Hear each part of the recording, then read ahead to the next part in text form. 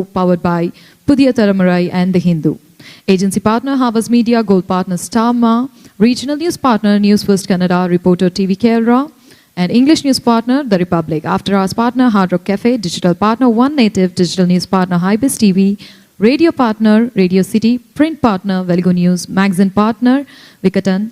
Tamil GEC partner, Pudhiyogam. Online news partner, medianewsforyou.com. Event partner, Benchmark Events. And our sincere thanks to the Fourth Dimension Media for conceptualizing and executing the event. Thank you so much, ladies and gentlemen, for coming over here and making this event a grand success with your presence. And now I would request you all to kindly raise up for the national anthem.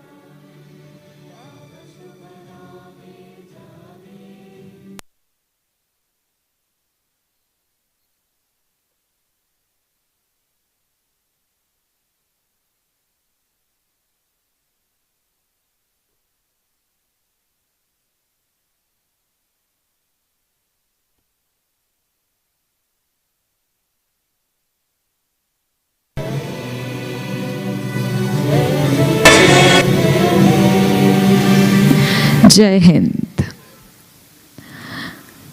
Thank you so much, ladies and gentlemen. I am Chanchal Sharma. I'll be the host for the day. And now I would take an honor to introduce our dignitaries on the stage. I would request Mrs. Amala Akkineni Garu, an actress, social entrepreneur, educator, director of Annapurna College for Films and Media. Amala Akkineni Garu has done more than 58 films in 5 Indian languages, and to her recognition as a woman professional, acts as a leader in her field. Please put your hands together for Ms. Amala Akkineni on stage.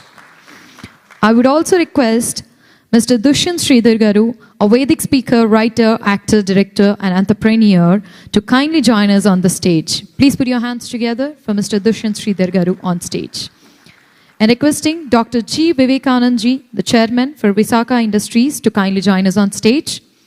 Requesting Mr. Mohit Joshi, CEO, Havas Media Network India, to kindly join us on stage.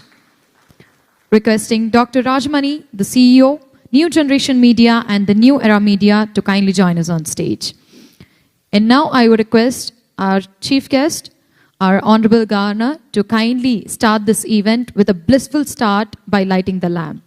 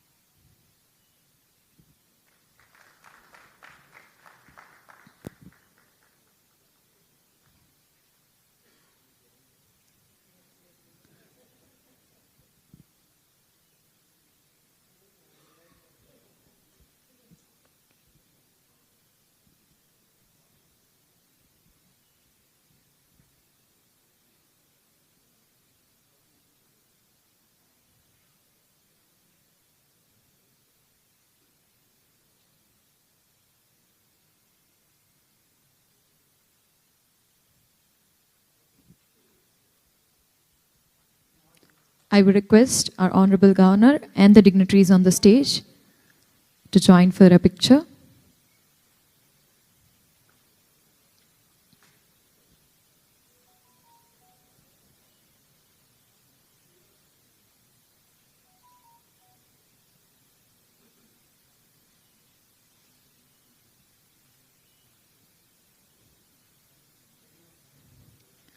Thank you so much.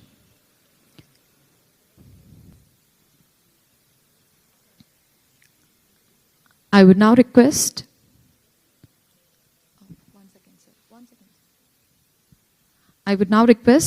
Mr. Akshat Saraf from Radha TMT to kindly join us on stage and present the memento to the dignitaries. I would request Mr. Akshat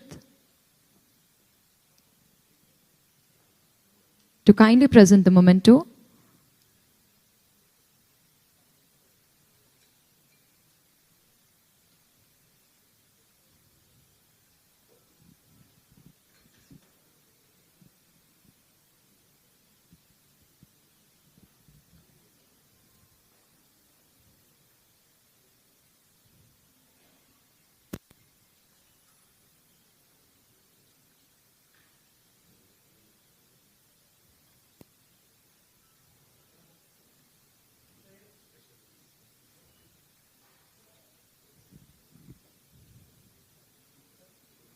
Thank you so much, sir. Thank you so much to the dignitaries on the stage. I would request you to kindly take your seats. And now, ladies and gentlemen, I would now request our Honorable Governor of Telangana and Honorable Lieutenant Governor of Union Territory Pondicherry, Dr. Srimati Tamilisai Soundararajan Garu, to kindly address the gathering.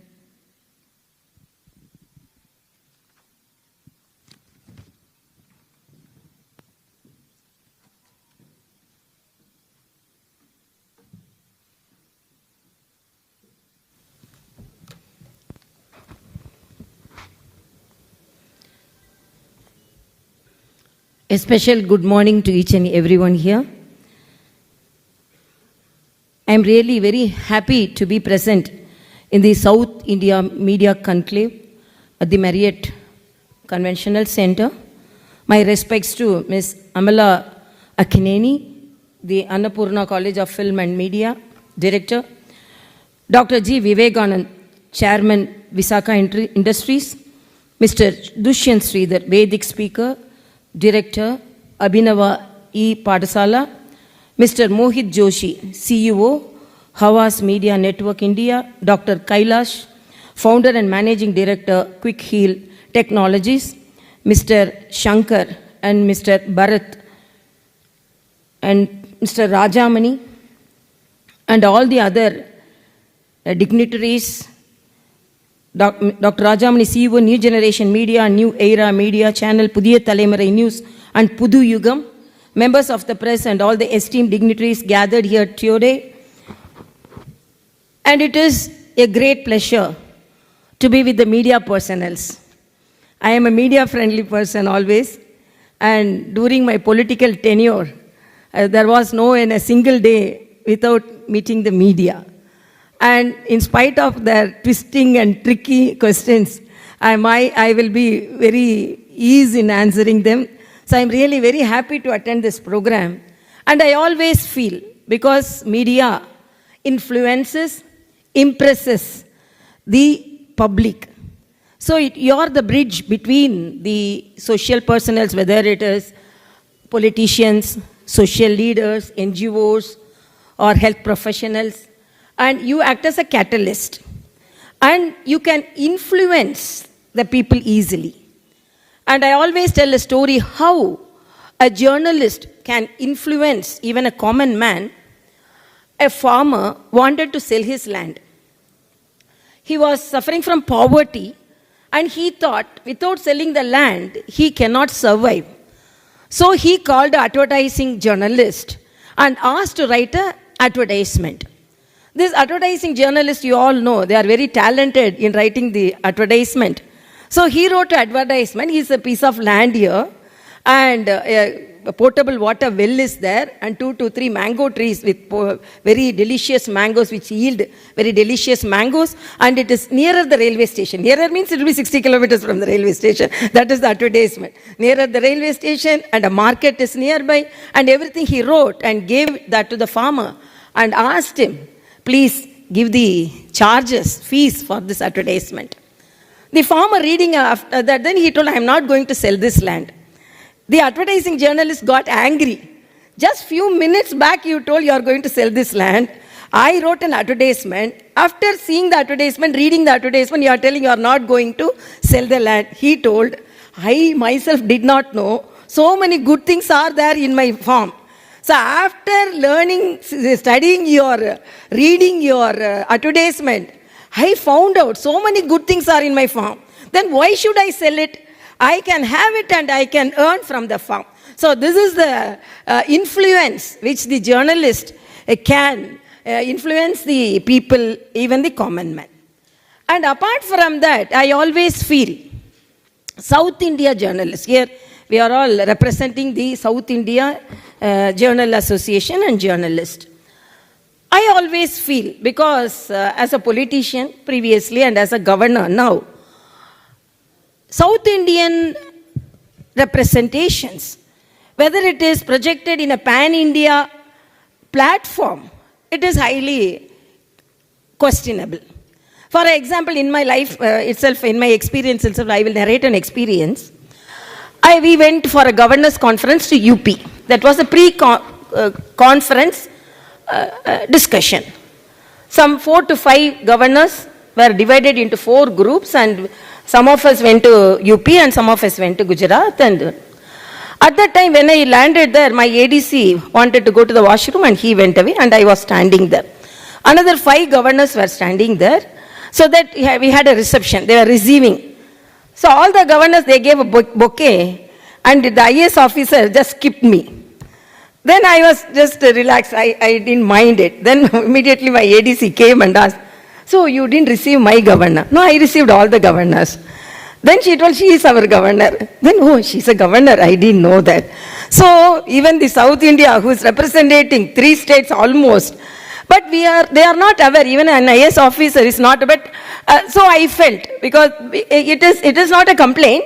But most of the time from the down south politicians and social people from down south, whether we have pan-India representation, whether we have pan-India recognition, it is really questionable. And I am really happy the South India Media Summit is conducted here, and it is need of the hour, and I am very proud of this program, because I myself have felt the bitterness of the sometimes. I am not telling always, because it is, I always narrate another incidents also. When I became the governor, why I am telling IAS officer and a child is almost the same.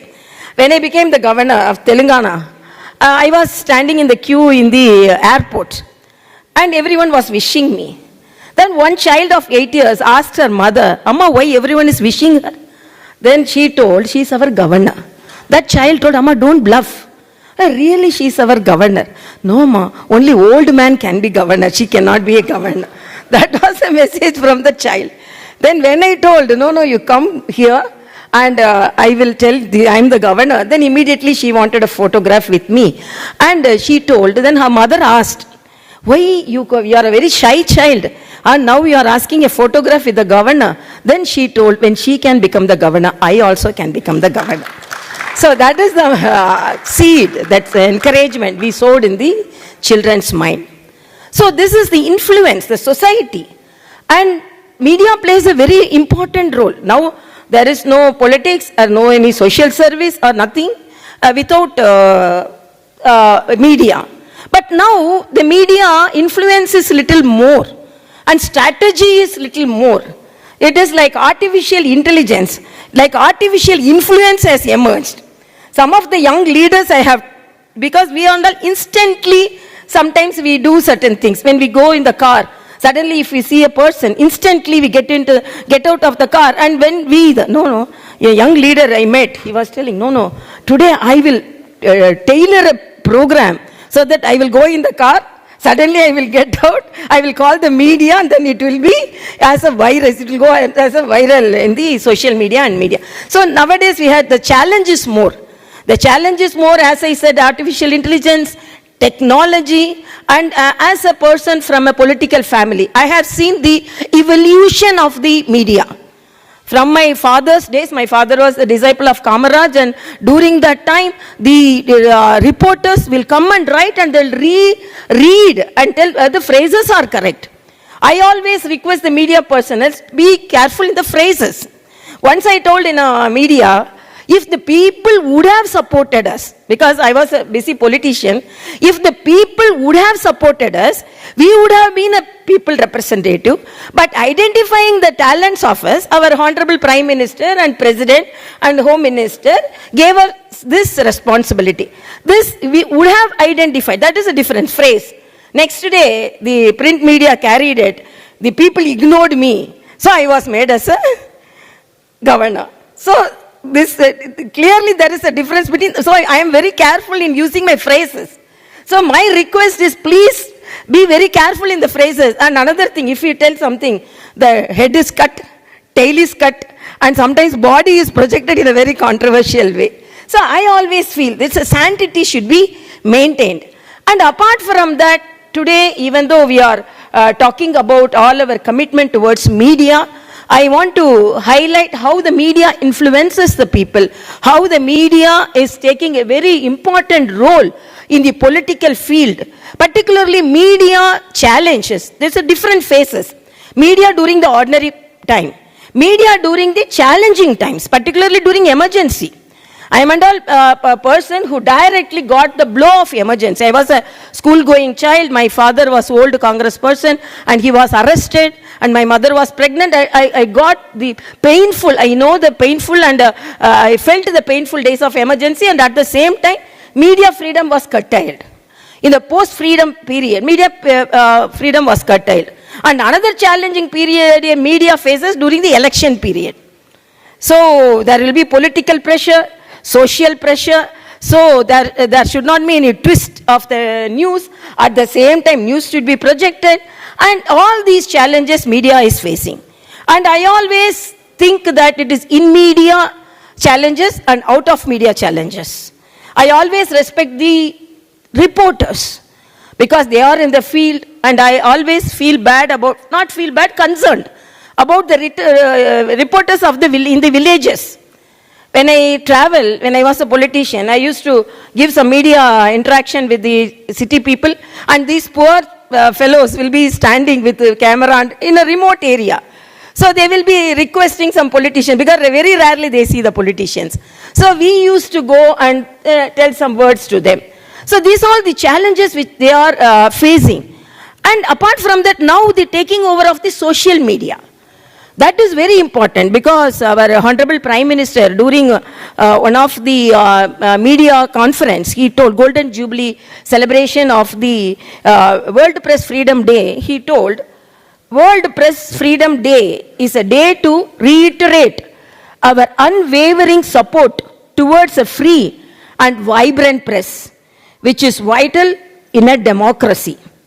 In today's day and age, social media has emerged as an active medium of engagement and has added more vigor to press freedom.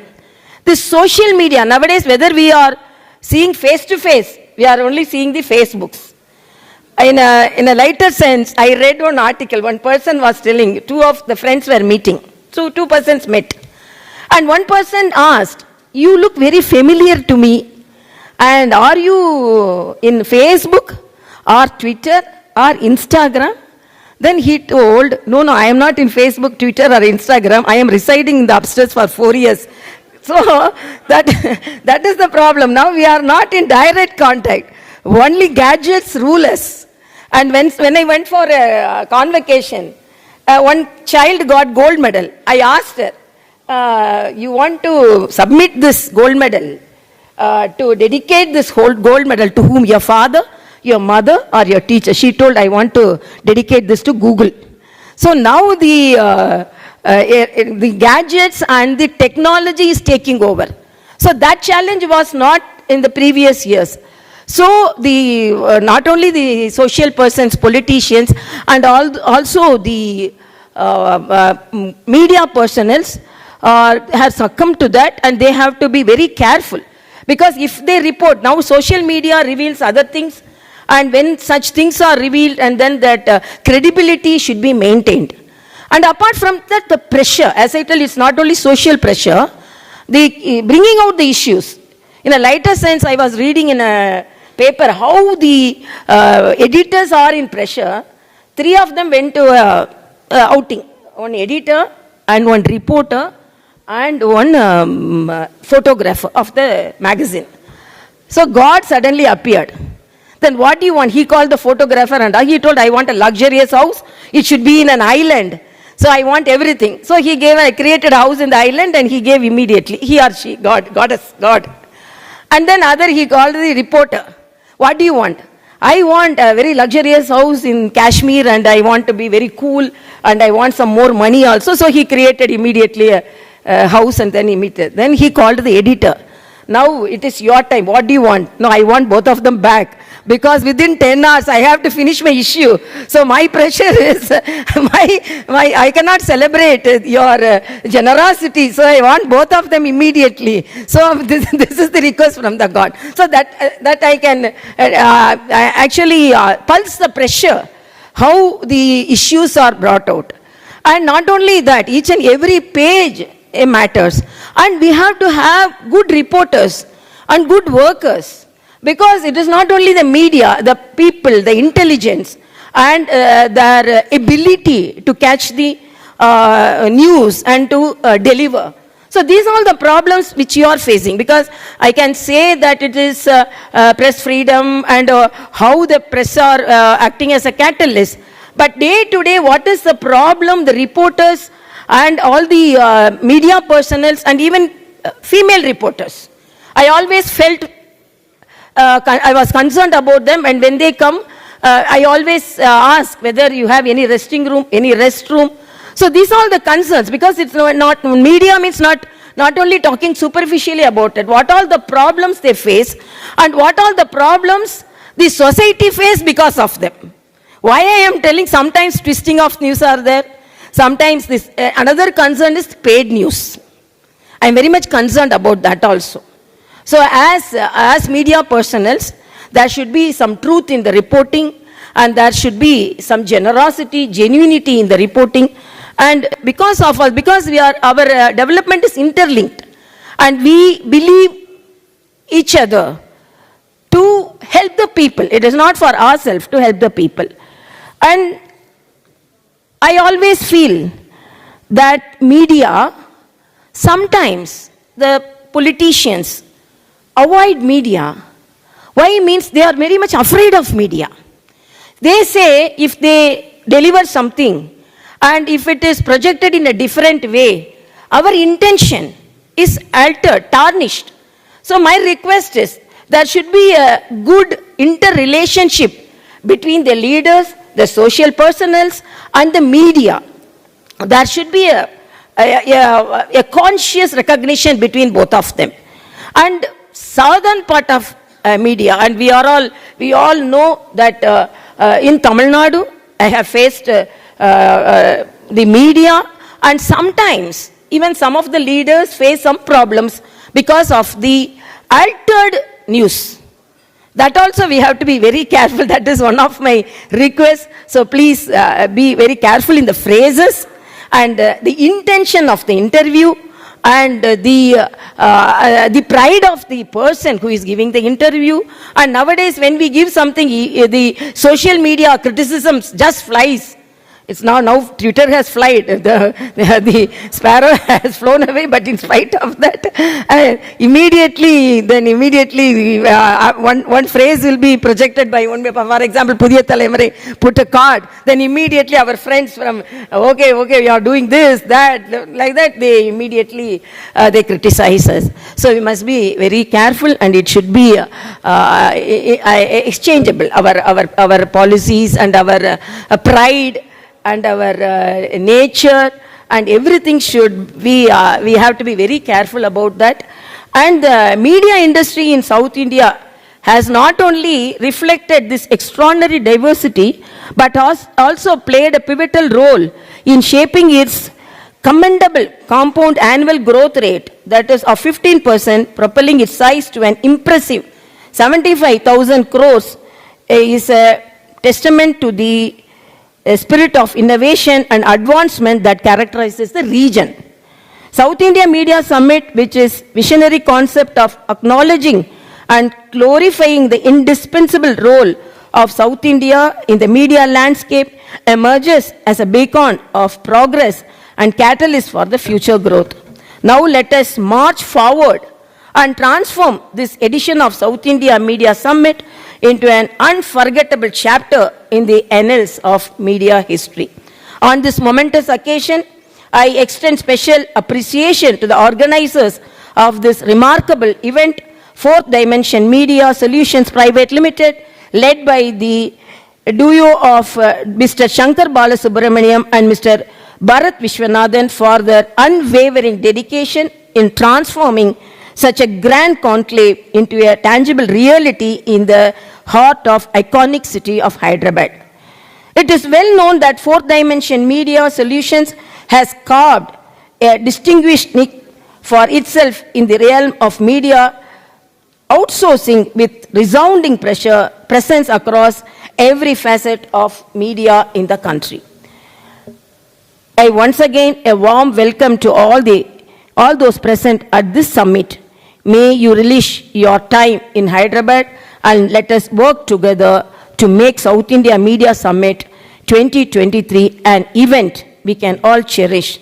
I wanted to convey the message of our Honorable Prime Minister Modi ji once he said, we walk together, we move together, we think together, we resolve together, and together we take this country forward.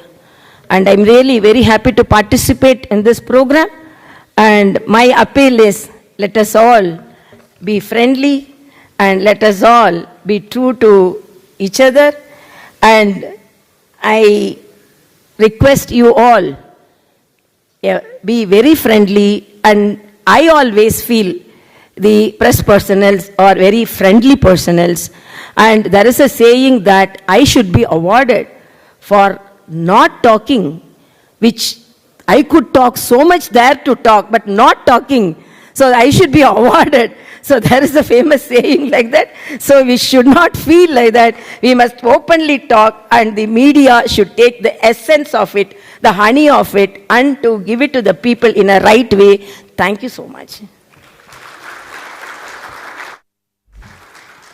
Thank you so much, ma'am. That was a simple, knowledgeful, yet thought-provoking address for the gathering present over here. It's really an honor to have your presence over here. Now I would request Mr. Shankar Bala from Fourth Dimension Media and Mr. Bharat Vishwanathan from Fourth Dimension Media to kindly join us on stage and present the memento to our Honorable Governor, Dr. Srimati Tamilisai Soundararajan. Please put your hands together, ladies and gentlemen.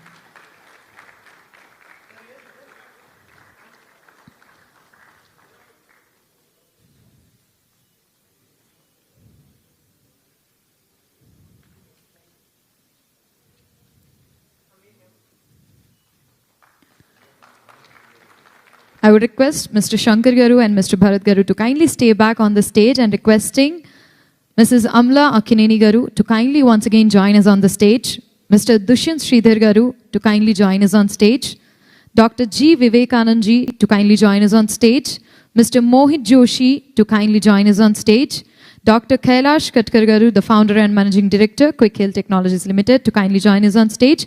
Dr. Rajmani Garu, the CEO, New Generation Media and New Era Media, to kindly join us on stage.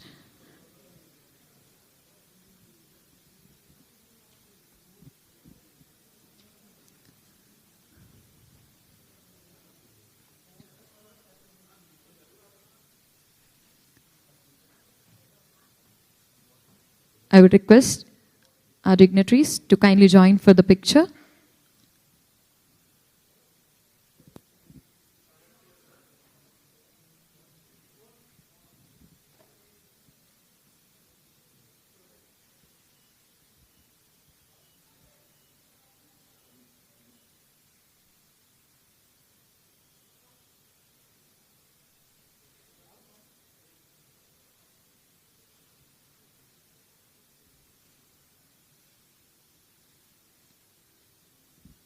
Thank you. Thank you so much to all the dignitaries present on the stage. I would request you all to kindly take your seats back again.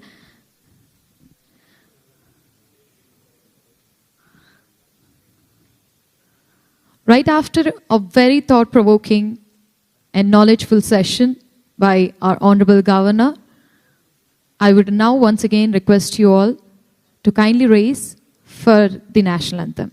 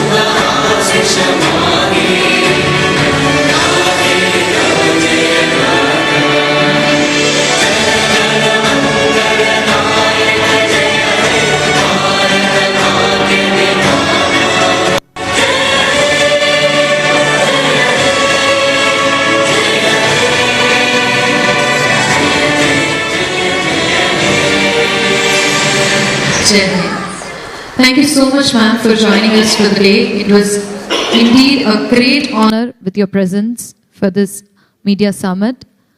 Thank you so much. I would now once again request you all to please put your hands together for Dr. Srimati Tamilisai Soundarajan for her presence.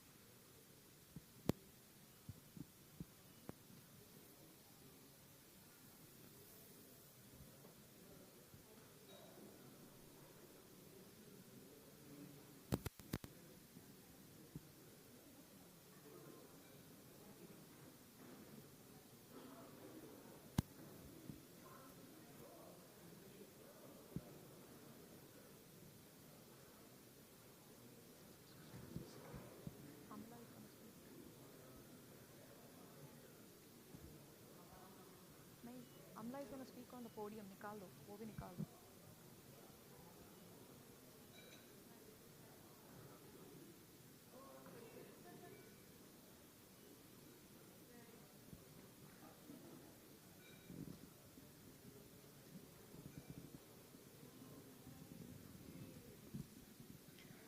Thank you so much, ma'am, once again, for your presence.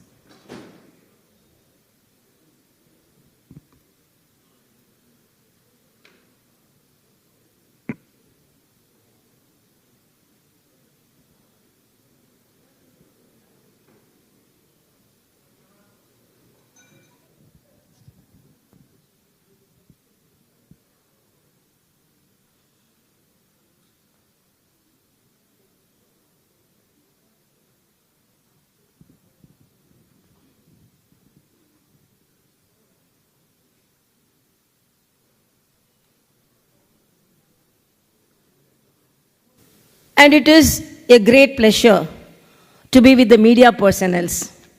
I am a media-friendly person always, and during my political tenure, there was no a single day without meeting the media. And in spite of their twisting and tricky questions, I will be very easy in answering them. So I'm really very happy to attend this program. And I always feel, because media influences, impresses the public. So you're the bridge between the social personnel, whether it is politicians, social leaders, NGOs, or health professionals, and you act as a catalyst. And you can influence the people easily. And I always tell a story how a journalist can influence even a common man. A farmer wanted to sell his land. He was suffering from poverty, and he thought without selling the land, he cannot survive. So he called an advertising journalist and asked to write an advertisement. This advertising journalist, you all know, they are very talented in writing the advertisement.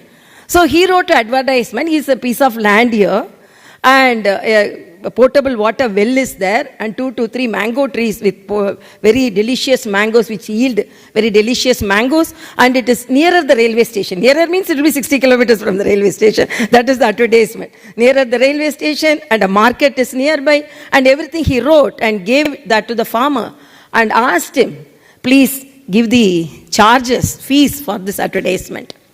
The farmer reading after that, then he told, I am not going to sell this land. The advertising journalist got angry. Just few minutes back you told you are going to sell this land. I wrote an advertisement. After seeing the advertisement, reading the advertisement, you are telling you are not going to sell the land. He told, I myself did not know. So many good things are there in my farm. So after learning, studying reading your advertisement, I found out so many good things are in my farm. Then why should I sell it?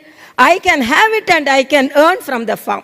So this is the influence which the journalist can influence the people, even the common man. And apart from that, I always feel South India journalists, here we are all representing the South India Journal Association and journalists. I always feel, because as a politician previously and as a governor now, South Indian representations, whether it is projected in a pan-India platform, it is highly questionable. For example, in my life itself, in my experience itself, I will narrate an experience. We went for a governor's conference to UP. That was a pre-conference discussion. Some 4 to 5 governors were divided into 4 groups, and some of us went to UP and some of us went to Gujarat. And at that time when I landed there, my ADC wanted to go to the washroom and he went away, and I was standing there. Another 5 governors were standing there, so that we had a reception. They were receiving. So all the governors, they gave a bouquet, and the IAS officer just skipped me. Then I was just relaxed. I didn't mind it. Then immediately my ADC came and asked, so you didn't receive my governor? No, I received all the governors. Then she told, she is our governor. Then, oh, she's a governor. I didn't know that. So even the South India, who is representing 3 states almost, but they are not aware. Even an IAS officer is not. But so I felt, because it is not a complaint. But most of the time from the down south politicians and social people from down south, whether we have pan-India representation, whether we have pan-India recognition, it is really questionable. And I'm really happy the South India Media Summit is conducted here, and it is need of the hour, and I am very proud of this program, because I myself have felt the bitterness of the sometimes. I'm not telling always, because it is, I always narrate another incidents also. When I became the governor, why I am telling IAS officer and a child is almost the same. When I became the governor of Telangana, I was standing in the queue in the airport, and everyone was wishing me. Then one child of 8 years asked her mother, Amma, why everyone is wishing her? Then she told, she is our governor. That child told, Amma, don't bluff. Really, she is our governor. No, Ma, only old man can be governor. She cannot be a governor. That was a message from the child. Then when I told, no, you come here and I will tell I am the governor. Then immediately she wanted a photograph with me. And she told, then her mother asked, Why you are a very shy child and now you are asking a photograph with the governor? Then she told, when she can become the governor, I also can become the governor. So that is the seed, that's the encouragement we sowed in the children's mind. So this is the influence, the society. And media plays a very important role. Now there is no politics or no any social service or nothing without media. But now the media influence is little more and strategy is little more. It is like artificial intelligence, like artificial influence has emerged. Some of the young leaders I have, because we are instantly, sometimes we do certain things. When we go in the car, suddenly if we see a person, instantly we get out of the car. And when a young leader I met, he was telling, today I will tailor a program so that I will go in the car, suddenly I will get out, I will call the media and then it will be as a virus, it will go as a viral in the social media and media. So nowadays we had, the challenge is more. The challenge is more, as I said, artificial intelligence, technology, and as a person from a political family, I have seen the evolution of the media. From my father's days, my father was a disciple of Kamaraj, and during that time, the reporters will come and write and they'll read until the phrases are correct. I always request the media personnel, be careful in the phrases. Once I told in a media, if the people would have supported us, because I was a busy politician, if the people would have supported us, we would have been a people representative. But identifying the talents of us, our Honorable Prime Minister and President and Home Minister gave us this responsibility. This we would have identified. That is a different phrase. Next day, the print media carried it. The people ignored me. So I was made as a governor. So this clearly there is a difference between, so I am very careful in using my phrases. So my request is, please be very careful in the phrases. And another thing, if you tell something, the head is cut, tail is cut, and sometimes body is projected in a very controversial way. So I always feel this sanctity should be maintained. And apart from that, today, even though we are talking about all our commitment towards media, I want to highlight how the media influences the people, how the media is taking a very important role in the political field, particularly media challenges. There's a different phases. Media during the ordinary time, media during the challenging times, particularly during emergency.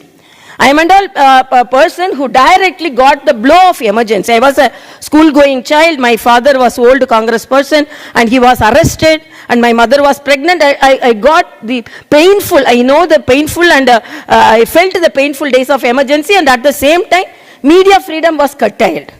In the post-freedom period, media freedom was curtailed. And another challenging period media faces during the election period. So there will be political pressure, social pressure, so there should not be any twist of the news. At the same time, news should be projected, and all these challenges media is facing. And I always think that it is in media challenges and out of media challenges. I always respect the reporters because they are in the field, and I always feel bad about, not feel bad, concerned about the reporters of in the villages. When I travel, when I was a politician, I used to give some media interaction with the city people, and these poor fellows will be standing with the camera in a remote area. So they will be requesting some politician, because very rarely they see the politicians. So we used to go and tell some words to them. So these are all the challenges which they are facing. And apart from that, now the taking over of the social media. That is very important, because our Honorable Prime Minister, during one of the media conference, he told Golden Jubilee celebration of the World Press Freedom Day, he told, World Press Freedom Day is a day to reiterate our unwavering support towards a free and vibrant press, which is vital in a democracy. In today's day and age, social media has emerged as an active medium of engagement and has added more vigor to press freedom. This social media, nowadays, whether we are seeing face to face. We are only seeing the Facebooks. In a lighter sense, I read one article. One person was telling, two of the friends were meeting. So two persons met. And one person asked, "You look very familiar to me. And are you in Facebook or Twitter or Instagram?" Then he told, no, I am not in Facebook, Twitter or Instagram. I am residing in the upstairs for 4 years. So that is the problem. Now we are not in direct contact. Only gadgets rule us. And when I went for a convocation, one child got gold medal. I asked her, "You want to submit this gold medal to dedicate this whole gold medal to whom? Your father, your mother, or your teacher?" She told, "I want to dedicate this to Google." So now the gadgets and the technology is taking over. So that challenge was not in the previous years. So not only the social persons, politicians, and also the media personnel have succumbed to that, and they have to be very careful. Because if they report, now social media reveals other things, and when such things are revealed, and then that credibility should be maintained. And apart from that, the pressure, as I tell, it's not only social pressure, the bringing out the issues. In a lighter sense, I was reading in a paper how the editors are in pressure. 3 of them went to outing. One editor and one reporter and one photographer of the magazine. So God suddenly appeared. Then what do you want? He called the photographer and he told, "I want a luxurious house. It should be in an island. So I want everything." So he created a house in the island and he gave immediately. He or she, God. And then he called the reporter. "What do you want?" "I want a very luxurious house in Kashmir and I want to be very cool and I want some more money also." So he created immediately a house and then Then he called the editor. "Now it is your time. What do you want?" "No, I want both of them back because within 10 hours I have to finish my issue. So my pressure is, I cannot celebrate your generosity. So I want both of them immediately." So this is the request from the God. So that I can actually pulse the pressure, how the issues are brought out. And not only that, each and every page matters. And we have to have good reporters and good workers. Because it is not only the media, the people, the intelligence, and their ability to catch the news and to deliver. So these are all the problems which you are facing. Because I can say that it is press freedom and how the press are acting as a catalyst. But day to day, what is the problem? The reporters and all the media personnel and even female reporters. I always felt I was concerned about them, and when they come, I always ask whether you have any resting room, any restroom. So these are all the concerns, because it's not, media means not only talking superficially about it, what all the problems they face and what all the problems the society face because of them. Why I am telling, sometimes twisting of news are there, sometimes this, another concern is paid news. Not only that, each and every page and their ability to catch the... I am very much concerned about that also.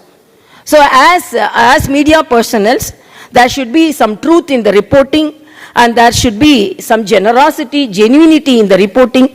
And because our development is interlinked, and we believe each other to help the people. It is not for ourselves, to help the people. And I always feel that media, sometimes the politicians avoid media. Why? Means they are very much afraid of media. They say if they deliver something and if it is projected in a different way, our intention is altered, tarnished.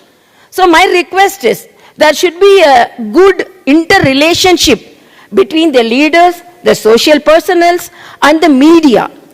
There should be a conscious recognition between both of them. And southern part of media, and we all know that in Tamil Nadu, I have faced the media And sometimes, even some of the leaders face some problems because of the altered news. That also we have to be very careful. That is one of my requests. So please be very careful in the phrases and the intention of the interview and the pride of the person who is giving the interview. And nowadays when we give something, the social media criticisms just flies. It's now Twitter has flied, the sparrow has flown away, but in spite of that, immediately one phrase will be projected by one, for example, Pudhiya Thalamure put a card, then immediately to be verifying the indispensable role of South India in the media landscape emerges as a beacon of progress. Okay, we are doing this, that, the future like that, they immediately they criticize us. So we must be very careful, and it should be exchangeable. Our policies and our pride and our nature and everything should be. We have to be very careful about that. And the media industry in South India has not only reflected this extraordinary diversity, but has also played a pivotal role in shaping its commendable compound annual growth rate, that is of 15%, propelling its size to an impressive 75,000 crores, is a testament to the spirit of innovation and advancement that characterizes the region. South India Media Summit, which is visionary concept of acknowledging and glorifying the indispensable role of South India in the media landscape, emerges as a beacon of progress and catalyst for the future growth. Now let us march forward and transform this edition of South India Media Summit into an unforgettable chapter in the annals of media history. On this momentous occasion, I extend special appreciation to the organizers of this remarkable event, Fourth Dimension Media Solutions Private Limited, led by the duo of Mr. Shankar Balasubramaniam and Mr. Bharat Vishwanathan, for their unwavering dedication in transforming such a grand conclave into a tangible reality in the heart of iconic city of Hyderabad. It is well known that Fourth Dimension Media Solutions has carved a distinguished niche for itself in the realm of media outsourcing with resounding presence across every facet of media in the country. I once again a warm welcome to all those present at this summit.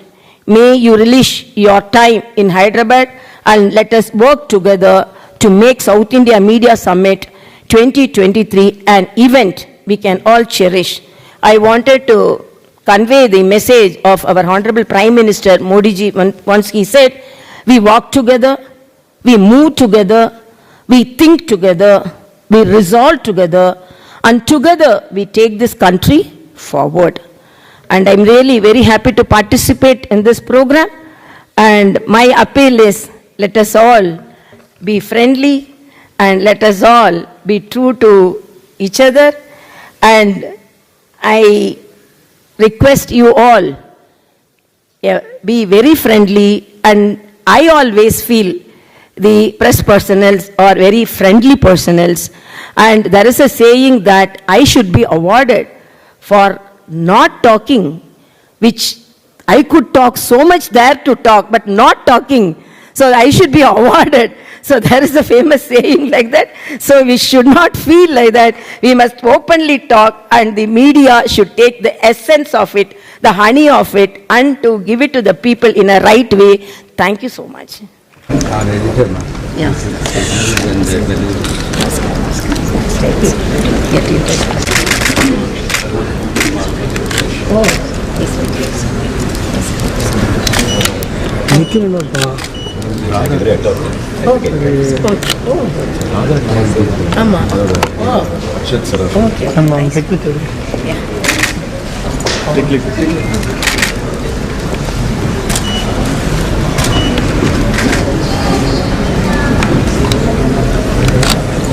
Nice meeting you. Shankar sir. Oh, okay. Oh,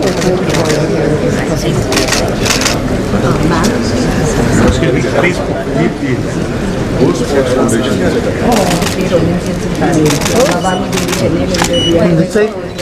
So nice. Thank you. Love to be in touch. Yeah, thank you.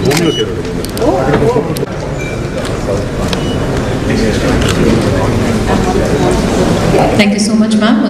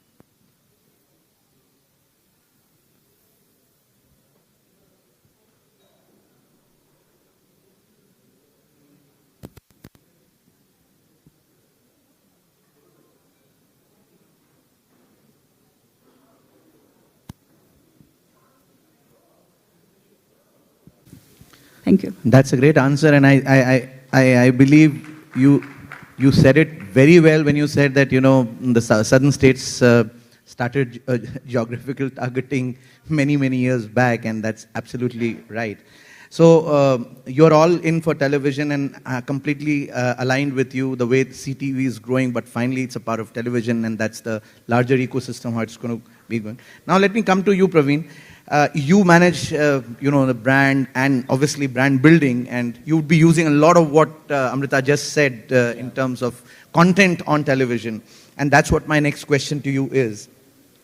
That southern markets or states have always witnessed a history of brands associating with marquee non-fiction events, right, on linear TV, and now, of course, on CTV as well, as things are moving, such as Big Boss, such as Super Singer, and they have generated disproportionate amount of consumer engagements and viewership. So how do you see this trend going forward? I feel this trend is this trend holds more weightage as of now. It has been coming for the last couple of years.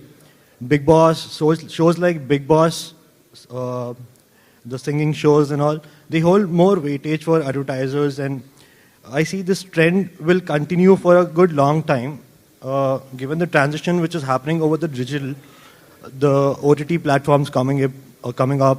But I feel in South India, the kind of OTT platforms like AHA, which is Hyderabad based, I feel these are more upcoming platforms. But given in the next couple of years also, the TV will hold more weightage. It is still being transitioned towards digital, but TV is going to be there for a good long time.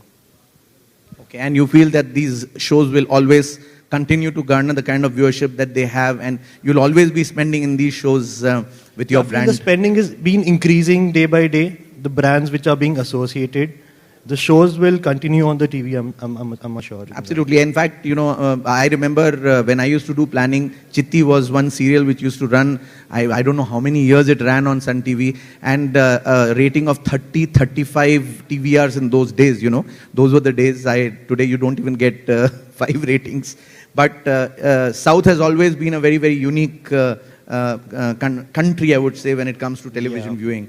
I would come to you, Mr. Karthikeya, and you know, you also are building a brand, and you have built a phenomenal brand over the years.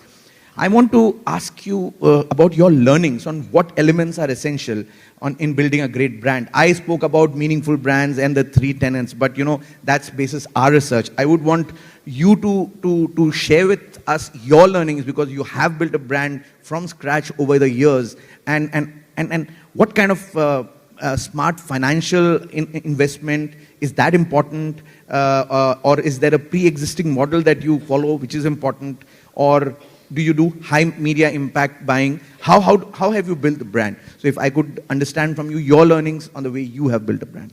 Right. I think brand building, I think it has to got to do more with fundamentals and, having your back end in place or, having your distribution in place, having the product in place, and then going for a marketing campaign and, putting that in place would translate into numbers. So I think fundamentals is the most important thing in building a brand. And of course, going for media campaigns, I mean, it changes from time to time. And, looking at what's relevant at that point of time with the consumers is important. Great. Coming to you, Gautam, and wish we had your biryani here today, but I was told we will not be allowed because the hotel will not allow the brand to be inside, but we'll definitely go out and have it together. As we near the festive season, we'll see a lot of regional focused marketing campaigns as well, right? That's something that always happens, and before that also in Reckitt and all, we always had those spikes during the festive season. What is your take on companies, brands who are being more inclined towards regional festivals as key events for their marketing endeavors and across platforms? So how do you see the regional versus national playing in this whole scheme of things? Yeah, so national starts with regional, right? I mean, we are 26 countries and counting, as they say. I think food is very intrinsic to our culture. And I want to use the example of food to give a context. I think anytime we celebrate a festival, first thing we do is something with food, right? So, food brands like us have an intrinsic connection with culture and festivals, right? I'll give you an example of a Ramzan festival which comes every year. We have a product called Halim, and not only us, I think the entire Hyderabad sells Halim. Yeah. And this is from various brands. For those 2 months, it is completely occupied our restaurants, our takeaways, our delivery. More than 20-25% of our business comes from one product. And this is how cultural it is. And while Ramzan is a Muslim festival, the food is not limited to one part of the society. I mean, everybody enjoys Halim. Halim has a role to play in the religion, but at the end of the day, it is also a delicious product. So I think food and topical relevance of festival has always been very, very high. What our learning is that today, from a media point of view, I think attention spans are very short. Attentions are fragmented, right? So when we look at these kind of topical interventions, festival interventions, we have a 360-degree approach to media. So we look at ambient media, we look at digital, not only performance campaigns, but we also look at influencers. In our food business, genuine influencers play a role. Madam talked about media influencing, but there is this whole section of people, youngsters, middle-aged people, older people, who want to influence and build their own brand also. I think that's in the food industry plays a big role for us, right? We of course do the media on TV and radio and so on and so forth. But I think topicality of festivals for food will always be very, very important. At the same time, I think our approach and our learning has been doing 360-degree. Now, to the point on national versus regional brands, I think a brand like us, we have most of our presence, while we are present in 20 cities across South India, most of our presence is in our home markets of AP Telangana. We have worked on TV campaigns which are very isolatable. The ROIs which you get are very high because you don't have spills. For example, if I'm a brand based in North India, I would have to do campaign to reach terrestrial, channels and all that. But in South, even on a mass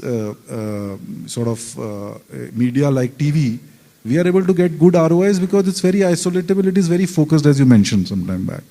So, and I think we hope that regional brands like us, food brands like us, would be able to go national. We are nowhere close to it. But since biryani is the #1 selling product in India, it's the comfort food of India. We hope that we'll be able to take the Hyderabad legacy forward across various cities. So yeah, that's the way we look at it. Thanks. Thanks. I think national starts with regional is a great takeaway from that discussion. I completely agree. And I tell my global guys, when you the way we plan in India is the way you plan in Europe.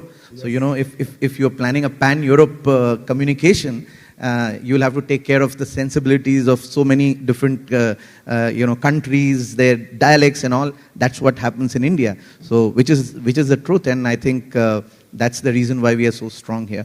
So Amrita, I'll come back to you now, and this is more around digital. We spoke about TV earlier, and now how do you see digital is being perceived by consumers? Because there is no two ways about the fact that digital is there. We realized in 2022 that it has overtaken television in terms of AdX, in terms of spending, right? And the CTV story is very strong. It's no matter what naysayers might say, CTV is something which is coming very, very strongly and will become a part of the mainline advertising very, very soon. So with tradition, but at the same time you also have small cities, right, where still the CTV would not have penetrated. So how do you manage that with non-traditional modes of content consumption being growing substantially in the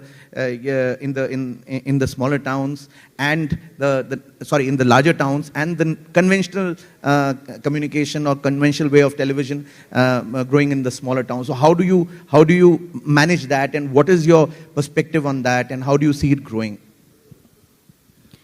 Thanks, Mohit. So in fact, before I get into the answer of this question, I just want to set the context right about few things. First thing, I believe that if digital AdX is overtaken television, I think the fraternity is to be blamed for it. The fraternity needs to be? The advertiser fraternity or the media agency fraternity needs to be blamed for it. Think about it. 900 million MAU for TV. And the largest digital platform on television, digital platform, video platform, has about 450 million. Why did we allow? I know it is not digital video AdX is not overtaken television video AdX. But despite the numbers being so high for television, we have allowed digital AdX to overtake television, right? And I am not complaining, but it's just that's what has happened. In hindsight, that's how it has happened. Now, coming to the point that he made about connected TV, look, anything new will have a great narrative, anything new. But if you look at connected TV, the numbers are so small today. It's just that, people sitting over here may be consuming a lot of connected TV. That is not a true representation of this country. It is not a true representation of any of these southern states. It is not a true representation of any other part of this country either.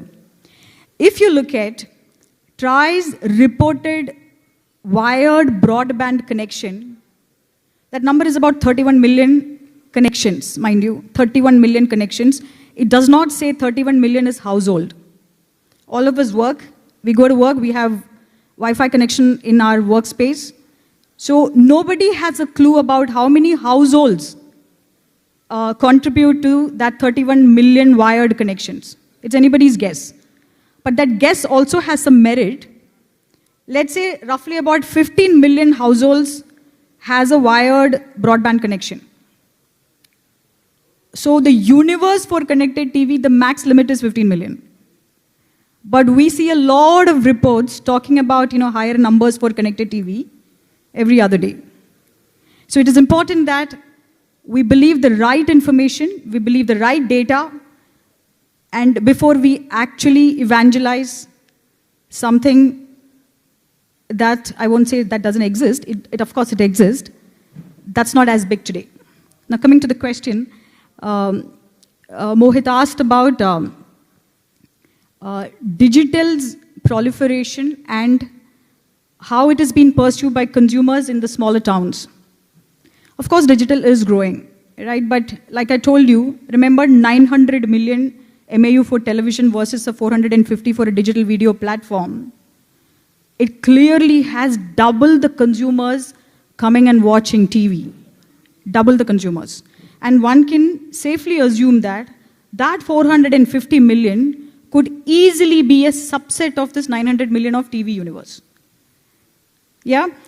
So, what does it mean? Ultimately, that 450 million incremental that is coming on television is essentially coming from some pockets of the country, right? And that's where the relevance of the question that Mohit is asking. So, just a little snippet of information for you all. Even in the US, considered to be the most developed market for media consumption, long format content on digital has not overtaken television time spent even today.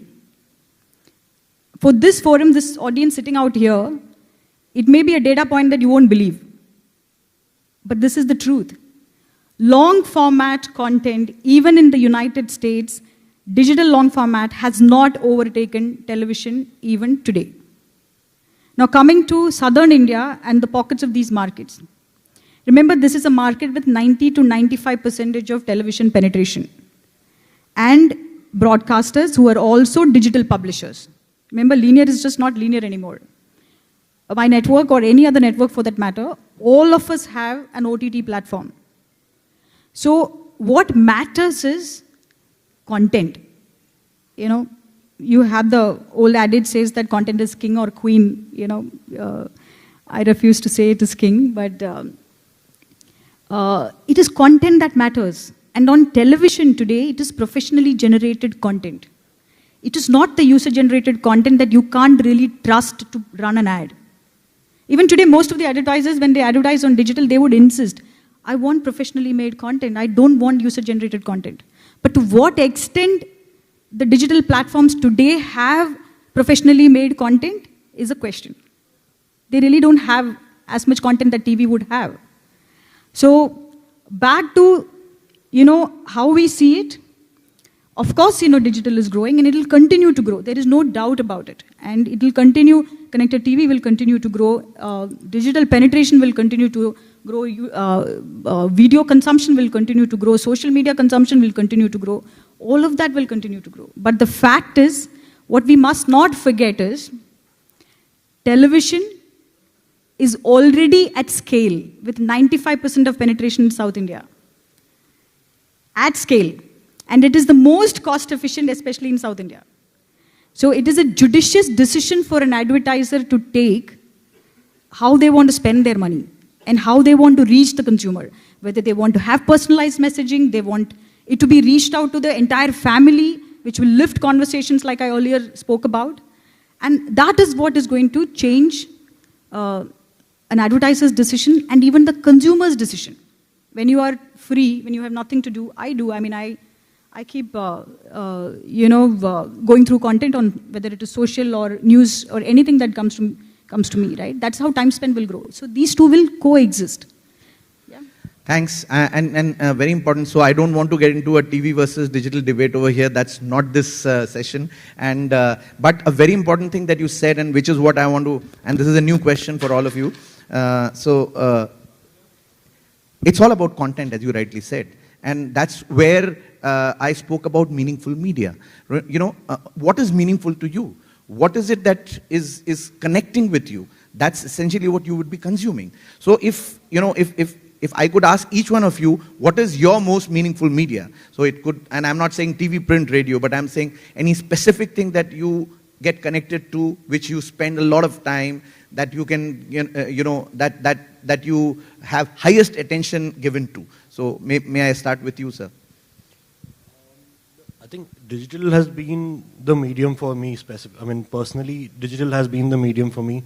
I don't remember, it's been the longest time I've recharged my Tata Sky. It's always been digital for the last few years. So I think for me, digital plays an important role for me. Though the television for advertisers and the kind of target audience you want to target, I think television is important too. But for me personally, I think digital... Are you happy with Twitter bird getting executed? I'm not, absolutely not. I think that's something all of us are wondering what's happening with it. Anybody over here who's happy with the execution of the Twitter bird? I'm sure nobody. You are? Sure. Rohan, you are? Okay. We'll meet after this. That's for the evening. Well, Amrita, what is your most meaningful media? You know, what is it that you love watching? As you said, you watch a lot of content. So what is it that is closest to your heart that you would want to spend a lot of time? So it's not an occupational hazard. I would like to, if me as a person, right, not representative of the industry. Yeah, absolutely. You as a person, not as not a as person, a I'll representative. tell you. Yeah. I'm not on social media, so I honestly, I don't know how it works because I've been always a private person, so I don't understand, why people would enjoy somebody posting pictures and then reading about it and like the voyeuristic pleasure, I don't get it. But my day starts with Times of India and Economics Times. And if you consider it as, I'm an old-fashioned person, absolutely. I have to read. And the second thing that... So is that the old format or the new format? The physical newspaper? No, it is the physical one, but I also have a subscription of, that's where it is. I also have a subscription for the digital. I don't know why I have both, but the fact is, I have both and I read both. And Mint is the other one, and Ken is the other one. From a content point of view, I consume a lot of movies. And let me tell you, and it's not because I am from Kerala, I love Malayalam movies. So if there is something that it's my go-to content is predominantly, if there is a new Malayalam movie, that's what I would consume. Right. And besides all the Hollywood content that... Right. Before I come to you, sir, let me give you an example. There's a very interesting thing about old format versus new format print. And very recently, we were on a flight to Kochi from Delhi, and during the flight, I had gone to the washroom and I was coming back, and I was surprised to see at least 15 people had physical newspaper in their hands. I'm not joking. I didn't take a picture. Normally I do, but I didn't have my phone with me. But I was surprised and positively surprised by seeing so many people actually reading the newspaper. Because if you see a Delhi, Bombay, or any other sector, it's everybody's on their either iPhones, pads, or whatever it is. But in that flight, there were close to 10 or 12 people who were religiously reading the newspaper. So yes, I completely agree with you on that. Mr. Karthikeya, what do you do when you've had a bad day, you want to just relax and have some good content that you want to watch or be associated with? What would that be? I think Netflix. Netflix. Yeah. I think that's the most relaxing thing ever. But yeah, I mean. Good. Gautam, what about you? Don't say, she's already said Times of India, Economic Times. I will not name the brands, but I'll talk the concept of having a peaceful Zen morning with a cup of tea, okay, smell of newspaper, and whatever you read. I think that's something which will never go away from my personal life, I can tell you that. I think I do, like her, I mean, a lot of other people subscribe to the digital version, but somehow the Zen feeling of flipping through a newspaper and having a sip of tea or coffee at 6 o'clock in the morning, there is no substitute for that. It may sound old school, but that's what it is, right? The other part, since you mentioned the dinner day part also, and we all live in day parts, I think consuming sports, especially cricket, the recent Ashes series, 2 hours in the evening was Zen for me, absolutely. Outstanding commentary, outstanding cricket. Of course, it doesn't happen every day, but then you have to wait for those golden instances. So that's the one what I do personally. Interesting. For me, it is Twitter. So that's the reason why I'm absolutely irritated with the Twitter bird getting executed. And how much time do we have? I don't have a clock or a. 10 minutes? Okay. Okay. So now I'm coming to the next question. Brands, media, finally, brands are built by meaningful media, right? But brands are built by people. And brands are built by people in the organization. And people is always an issue. Getting the right people in your organization who have the right attitude, And in my B school, my prof once told me that when you evaluate a person, evaluate the person on the basis of knowledge attitude and behavior. But the percentage should be 1:10 is to 10,000. Knowledge can be imparted, attitude can be skills can be built. But if you have a positive attitude or the right attitude, that's what is most important. And I believe in that philosophy even today when I interact with people. So I want to ask you, how's the manpower situation in your organizations, and how do you motivate your people? Because finally, it's not you alone who can build a brand. It's the entire team that has to build the brand, right? And over a period of time, we've seen, at least I have personally seen, huge amount of attrition. People are not sticking to I have been 16 and a half years with Havas, but those are rare situations where people stay so long. People are, especially the new generation, who's very important and who's running the lower, most important operational aspects of your organization, are new gen. So, what is the first question to each one of you is, what is the situation in your view, and how do you motivate them to continue staying with the organization? So, when I talk about meaningfulness is not just for brands, it's also for people.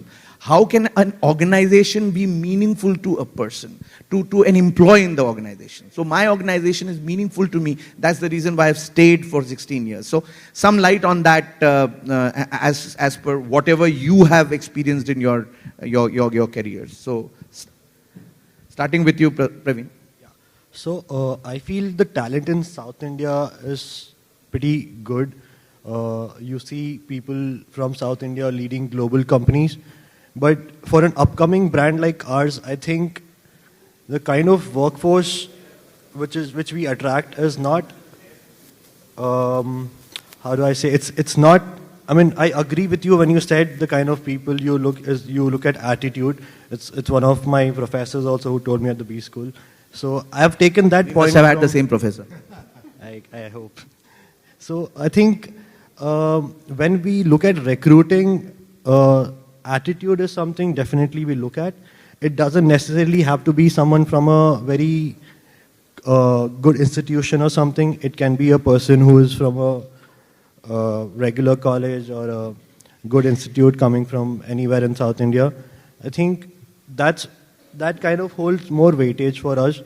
It doesn't have to be someone from IIT or anyone. And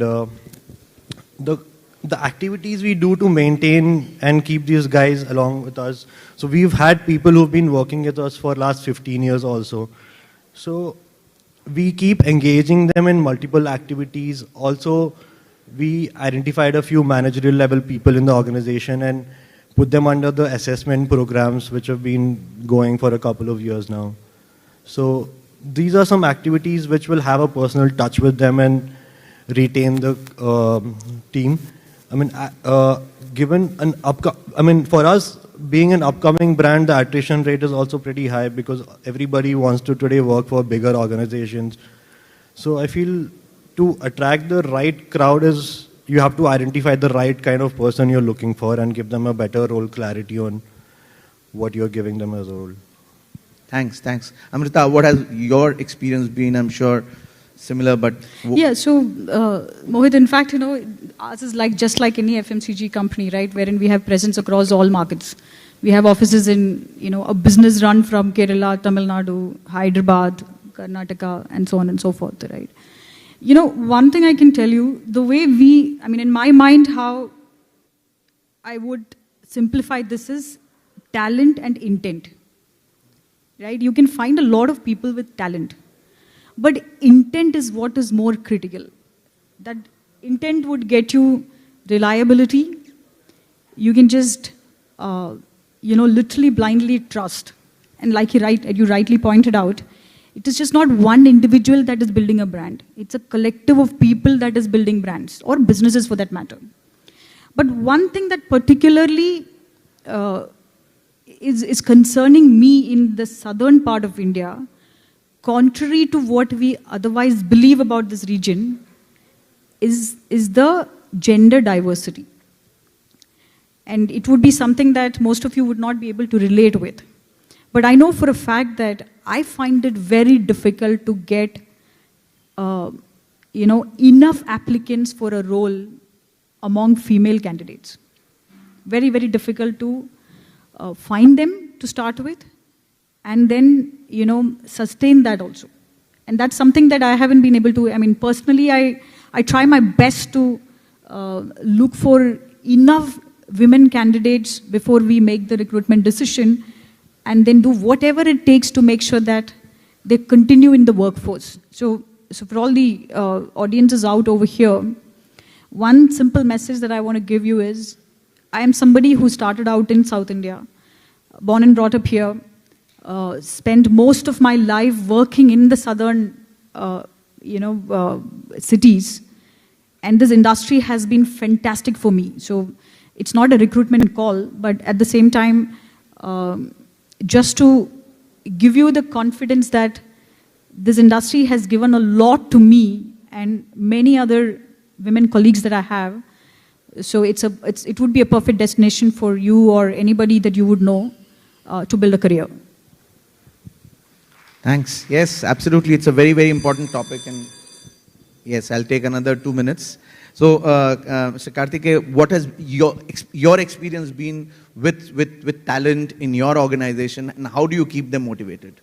Sure. As most, I'm running my family office, so I'll talk about that. So I think investment professionals, I think, of course, there's a huge supply-demand gap, and I think it's over the years it's going to evolve, and let's see how that goes. Gautam, your points on it. Yeah, quick two ones. I think I'm giving the organizational perspective. It's tough to get talent. I think organizations which define the sense of purpose, people join organizations not for salary but for a purpose. That's my fundamental belief, number one. How do you retain them? We need to have a very strong culture in the organization. It's an oft used word, but in our case, it's a very simple thing. What business are we in? We are in the business of serving authentic biryani. Who will serve authentic biryani? An authentic organization will serve authentic biryani. Who will make an authentic organization? Authentic people will make. So stay on this culture of authenticity. And people today, in the world of fake news, I think authenticity comes at a premium. So that's what we try. But it's difficult. Perfect. So I'll just replace authenticity with meaningfulness, because that's what we believe in. So, meaningful brands are made by people who have the right intent, and meaningful brands are made by using meaningful media. And I think that was the crux of this entire session. Do we have time for a few questions from the audiences, or do we? Okay, so thank you very much, everybody. I think everybody here is there in the hall. So if you want to have specific questions, you can ask all of us during the course of the day. Thank you very much. I guess we have one question that we can quickly take. Okay. As we have the time permit. Yeah. Can we quickly have a mic there, please? Sir, can you?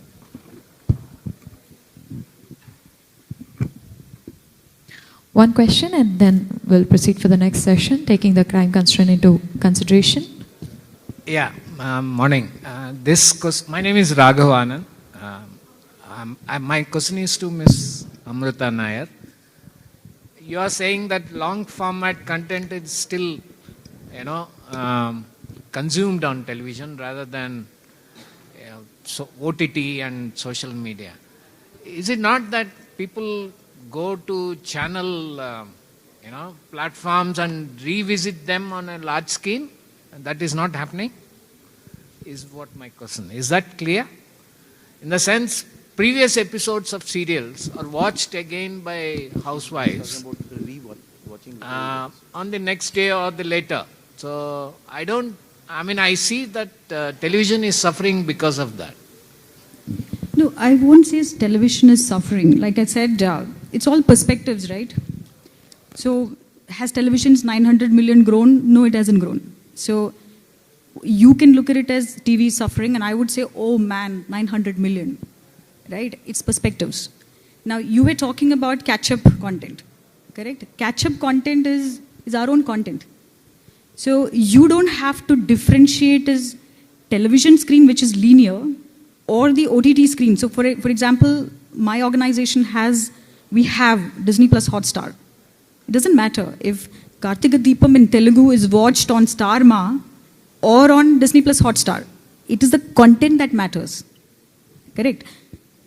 Yeah, I'm largely dependent on TV instead of the rest of the platform. So I hope I'll continue to succeed to get the required results. All the best. Yeah. Thank you so much.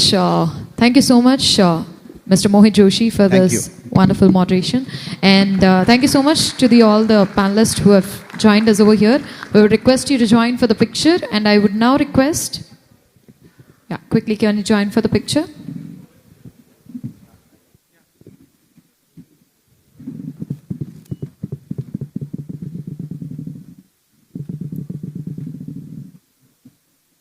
And now, ladies and gentlemen, may I request Mr. VKC Razak, the MD for VKC Group, to kindly join us on stage and present the memento to this panelist.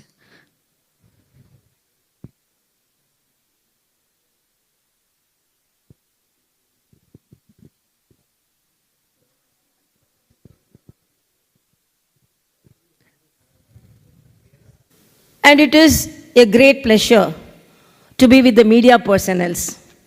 I am a media-friendly person always, and during my political tenure, there was no a single day without meeting the media. To Mr. Karthikeya.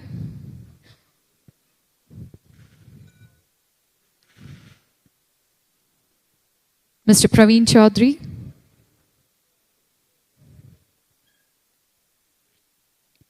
And Ms. Amrita Nayar.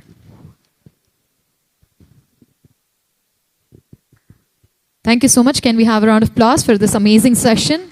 I would request Mr. Mohit Joshi to kindly stay back on the stage as we have a quick session coming up, a quick fire chat between Mr. Mohit Joshi, the CEO of Havas Media Network India, and Mr. Suresh Balakrishnan, the Chief Revenue Officer, the Hindu Group. Please put your hands together for Mr. Mohit Joshi and Mr. Suresh Balakrishnan on stage.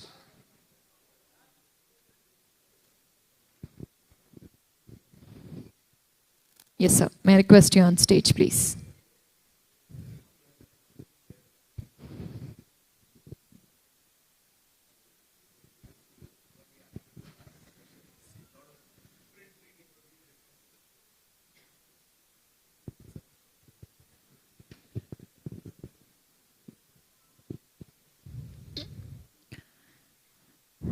And this session would end around 12:15, so I would request our panelists to take that into consideration. Yes, right before 5 minutes, we'll give you a ring. Thank you so much, sir. And request, before we start the session, I would request everybody to kindly pay attention and have the silence in the hall, because that's quite distracting for everybody of us here. So I would request you all to kindly please maintain silence. Thank you so much. Good morning, everybody. Lovely to be in Hyderabad. And thank you, Fourth Dimension, for making the mistake of inviting me this year also. And Shankar, wherever you are, so far whatever little I've seen, the governor and the kind of speakers you have lined up today, another fabulous seminar I'm sure that we are going to have. So I've got the pleasure of chatting with Mohit Joshi, Mojo. I'm going to refer to him as Mojo because that's what he is called in the industry. I've called him Mojo for, I think, 25 years now. So no, I'm not going to change that. And one of the first things I remember about us was that about 20 years ago, both of us hosted a GK quiz somewhere in Delhi. In Delhi, both of us were the hosts. And today morning, I see that he's again sitting and asking questions to a panel of people. So I thought it was about time we turned the tables. He loves asking questions, so let us ask him some questions and make it a little more, difficult for Mojo. So that's the whole idea. As uncomfortable as we can make Mojo in the next 20 minutes is going to be the attempt. About Mojo, most of you all from the industry have heard about him. He is, of course, And I'm not going to tell you the obvious stuff, which is that he is a Havas loyalist. I think he's been, for the last 150 years, working for Havas. I think he is, he is come up the ranks, now the CEO, very respected in the industry, extremely hardworking, known for being a very good strategist, a good planner, a great relationship guy. Clients love him, right? They want mojo in the meeting, if it's an important meeting. So all these things you probably know if you're in the industry or even in the periphery of the industry. Let me tell you a few things you might not know. Right from the time he was in school or college, he was a very diligent student, first bencher, sitting in the first bench, making notes, actually going home and studying, those types. He's a very good singer. If you have seen his Instagram handle, etc., he loves singing. That's what he does. Apparently, sometimes in the middle of a presentation, also he breaks into a song, is what I've heard. Yeah. He loves to travel. Travels across India. Loves to travel. Loves his veg food. He's a vegetarian. Loves his food. Every night he goes to sleep saying, "I'll get up in the morning and exercise." Has never done it one day in his life. And he does not play any sport. He hates cricket. But one of the positive things, or his salvation, comes from the fact that he's married to a lovely lady who was in our industry, and he's got a lovely 16-year-old daughter. So let me start the questioning with a rhetoric question, which will bring me to, your daughter is 16. Does she read a newspaper? Does she watch appointment television? Or is she a screen baby? First of all, thank you very much for your kind words. I don't deserve most of it, but, yes, she's completely a screen baby. So, that's the fortunate, unfortunate part of the reality, but she's a complete screen baby. So does this kind of an audience, and this is, it's a rhetoric question, we knew the answer before you gave it, right? So this kind of audience, how has it changed the planning landscape for us? Because, we are similar vintage. From the time we came up to television and print, digital somehow seems to have just changed the whole conversation, the grammar, the way we plan. So how has this digital transformation affected planning? I think, digital has always been, over the last 7-8 years, we were attempting, or rather 10 years, we were attempting to put digital in the media plan. Now it's like, the plan starts with digital and the other mediums start coming into the plan. It's become an obvious choice today. Now, coming to my, to my daughter or people of that age, if you have to sell them a brand, they are not going to watch television. They are not going to watch, even read print. You have to be there in their meaningful media, which is either Instagram or it is Reels or it is, whatever threads, God knows where they are and what kind of content they are doing. So, and which is why influencers as entities become very important. And that was something that even, Amrita talked about, that influencers are becoming important. And for them, more than ads, it is the content and the influencers who are building the brands indirectly, which become very important. As far as digital is concerned, today the whole planning has changed completely. When we started our careers, it was TV, then it used to be print, and then radio, out of home. Now it's video. Now video can be TV, can be OTT, can be YouTube, can be, even a digital out-of-home screen, can be anything, wherever the video is playing. And then you have static, which is, static ads on digital, print, and all that, and then audio. Audio is also, you have a digital audio, a very big digital audio segment that's coming in, and the conventional radio FM. So the way the planning has changed is instead of TV, print, radio, it's become audio, video, audio, and static. So that's the big change that has happened over the years. So tell me, for this change to happen, you can either groom your own planners to walk the talk and therefore adapt the change, or you can acquire, or people who are good at this. For example, what Havas seems to be doing is going the acquisition route. I'm talking about your latest acquisition, Pivot Roots, right? Very respected, very, very respected, lovely. I quite like the kind of work they do on the digital landscape. So was that the thought behind that? Let's bring in the experts, because up to a point we can go through this journey, but we need experts to take it to the next level. Absolutely. We at Havas had our own very strong digital team, and we have been doing digital for the last decade plus. But when you look at a disruptive growth, and unfortunately we are given targets like 40% growth year on year, which we are unfortunately achieving also. So we need people who can take us to the next level. And I think Pivot Roots was one such complementary agency which complemented everything that we had. They have a huge 400 plus strong team, and they are largely based out of Bombay. Bombay is where we needed more, I would say, from a media perspective, we needed more strength. So, and they have fabulous clients. So, and most importantly, Global has started realizing that India is where the growth is. And I think this is something that has happened over the last 4-5 years, where practically all other economies are facing huge problems, in India, in spite of all the problems that we have, still is growing. And they have realized that right acquisitions in this market will help Havas, or for that matter, not just Havas, any other organization. You are seeing acquisitions happening across industry, will take it to the next level. So, complementing your existing capabilities by getting absolute specialists is very important. So one more thing on the specialization. Last 3 years has seen one more super specialization within digital.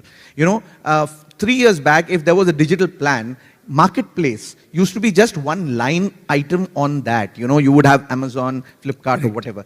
Today, you have a full agency at Havas as well as in other environments, which is talking about marketplace. We have Havas Market, which has people who only specialize on optimizing in the marketplaces. And that's become very important. It's a super specialization on digital. So things are moving very fast, and this is unfortunately, fortunately, because of the COVID, that marketplaces have become so important in our lives. Something that you said I picked up in your answer was about for global networks, India becoming so important. Isn't that a double-edged sword? Because I'll tell you why. On one hand, of course, you get the pleasure of buying out nice large agencies like Pivot Roots and probably get funding for it. But the other edge of that sword is they expect so much from India in terms of profitability and revenue. It puts a lot of pressure on the agency, and therefore agencies are always walking the tightrope between whether to be profitable or whether to be damn good at what you do. How do you handle that? Absolutely. That's why we're here, to get more clients, I'll be very honest. This is a reality. It's a double-edged sword. On one hand, there is a lot of, focus on India and investment happening in India, which was not happening when I started my career in Havas 16 years back. India was just a small dot, essentially just a presence in the larger scheme of things. Today, it's an important market from where we are working for the rest of the world. So, we have center of excellences in India, which are working or giving their services to the rest of the world, because in other countries, the cost is much higher, and hence we are able to do it much more better from India. So it's a double-edged sword, but unfortunately we don't have an option. Once once you have shown 40% growth, you'll always be asked for a 40% growth in future. So the only thing that we do is we keep working hard, getting the right people, because that's the team that you see over there, and the larger extended team is what has delivered. And my boss Rana, who was supposed to be sitting here today, in whose place I am sitting today, and he would have been talking about the group in a much larger sense. They are responsible. So everybody is responsible. Last 3 years has been a phenomenal, last 5 years has been a phenomenal growth for us, ever since the Rana took over the reins of the organization. So it's the entire team working together without any politics, with the same objective of building the organization that allows you to grow at 43%. And that's what we'll continue or aspire to continue in future as well. A few years ago, when a large agency used to win a business, a lot of media people used to call and congratulate that agency. Nowadays, nobody congratulates the agency, from media at least, because they know one fallout of a media agency winning a large business means reduction in your rates, right? Part of the 43% growth, I'm sure, strategy. Part of it. I'm not saying that's the only one. Part of it. So, point number one, Is it necessary, therefore, to commit that I will drop the rates from the earlier agency? Is that a mandate now? Agencies don't have a choice. They have to, if you want to win a business, say this. There is no other way out of it. And therefore, the backlash comes out on media, obviously, because if you're going to drop rates, you're going to go back to the media. Is there no way out of this? It's a very, very sensitive question, and in fact, it's being discussed in 3 years of I. Yeah, I can't share more than that right now, but it's affecting everybody. It's affecting everybody, not just the rates, even the commissions. So every time you renew a contract, you are expected to reduce the rates, you are expected to reduce the commission. And finally, when we started our careers, you remember we had 15% commission, nobody questioned it ever. And all that we were thinking was building brands. Today, we all know where the commissions are and the rates are. And we are all worried about what's going to happen tomorrow, how will we ensure that we reach our numbers. In an idealistic situation, as an agency body, as 3 years of I, we are thinking, talking, and trying to attempt something, but it'll take some time. And it's a very, very sensitive situation because there are many agencies which are not a part of 3 years of I. And while if all the 3 years of I agencies decide, then also there's a possibility that there could be an agency which is not a part of 3 years of I could go and disrupt the situation. So ideally we would want to come out of it because that's not the best situation. Absolutely. You can't keep taking the rates below a particular threshold. We all know that, and quality versus quantity is the benchmark that we all need to follow. If you reduce the rates, the quality will come down somewhere. So I am a believer of meaningful media, and meaningful media has no component of rates. It has a component of attention. Is the attention being given to the program that you have, and are we paying for the attention? So cost per attention point is what is more important than cost per rating point. One question I had. Interestingly, we are meeting today, and I was reading the papers today, and it says, I still read papers, that the data privacy bill is going to be tabled in Parliament today. And advertising is a very important component of the data privacy bill. Your thoughts on that? You think the data privacy bill, which incidentally one of the things is that you need consent for doing anything, even for serving, advertising, everything, they're going to bring it as a law into the country if it passes. How do you think it will affect the digital landscape or advertising? So if it is passed, I think digital planning will become very complex, right? The way it has happened in the West, GDPR happening, right? So, but I personally feel it is still going to take some time before that bill is passed, because there are many nuances in it which probably are not aligned with everybody in the industry at this point in time. So it will take time. So it has to, privacy is important, but at the same time, all of us want to be on Facebook, all of us want to be on Instagram. So it's a dichotomy, right? We say we want our privacy, but at the same time, we are ready to share everything on social media. So I think it will still take some time before the privacy, the data privacy bill gets completely agreed upon. And if it gets agreed upon, there will be serious implications on the way we plan. Absolutely. You started your career in Madurai, if I'm not mistaken, right? And you said while you were talking to the panel, when you started, your opening remarks were that you're very close to South India and you're well connected to this part. So, and now that we are in Hyderabad, let me ask you, how is planning for this part of the country? And I'm talking about South, that's Tamil Nadu, Hyderabad, Andhra, Telangana, Karnataka. How is it different from planning for the rest of the country? What are the challenges for a planner when you're looking at this part of the country?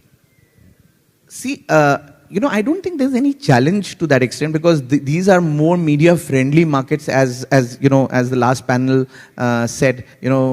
South was what gave the geographical isolatability to many years back to us. In my view,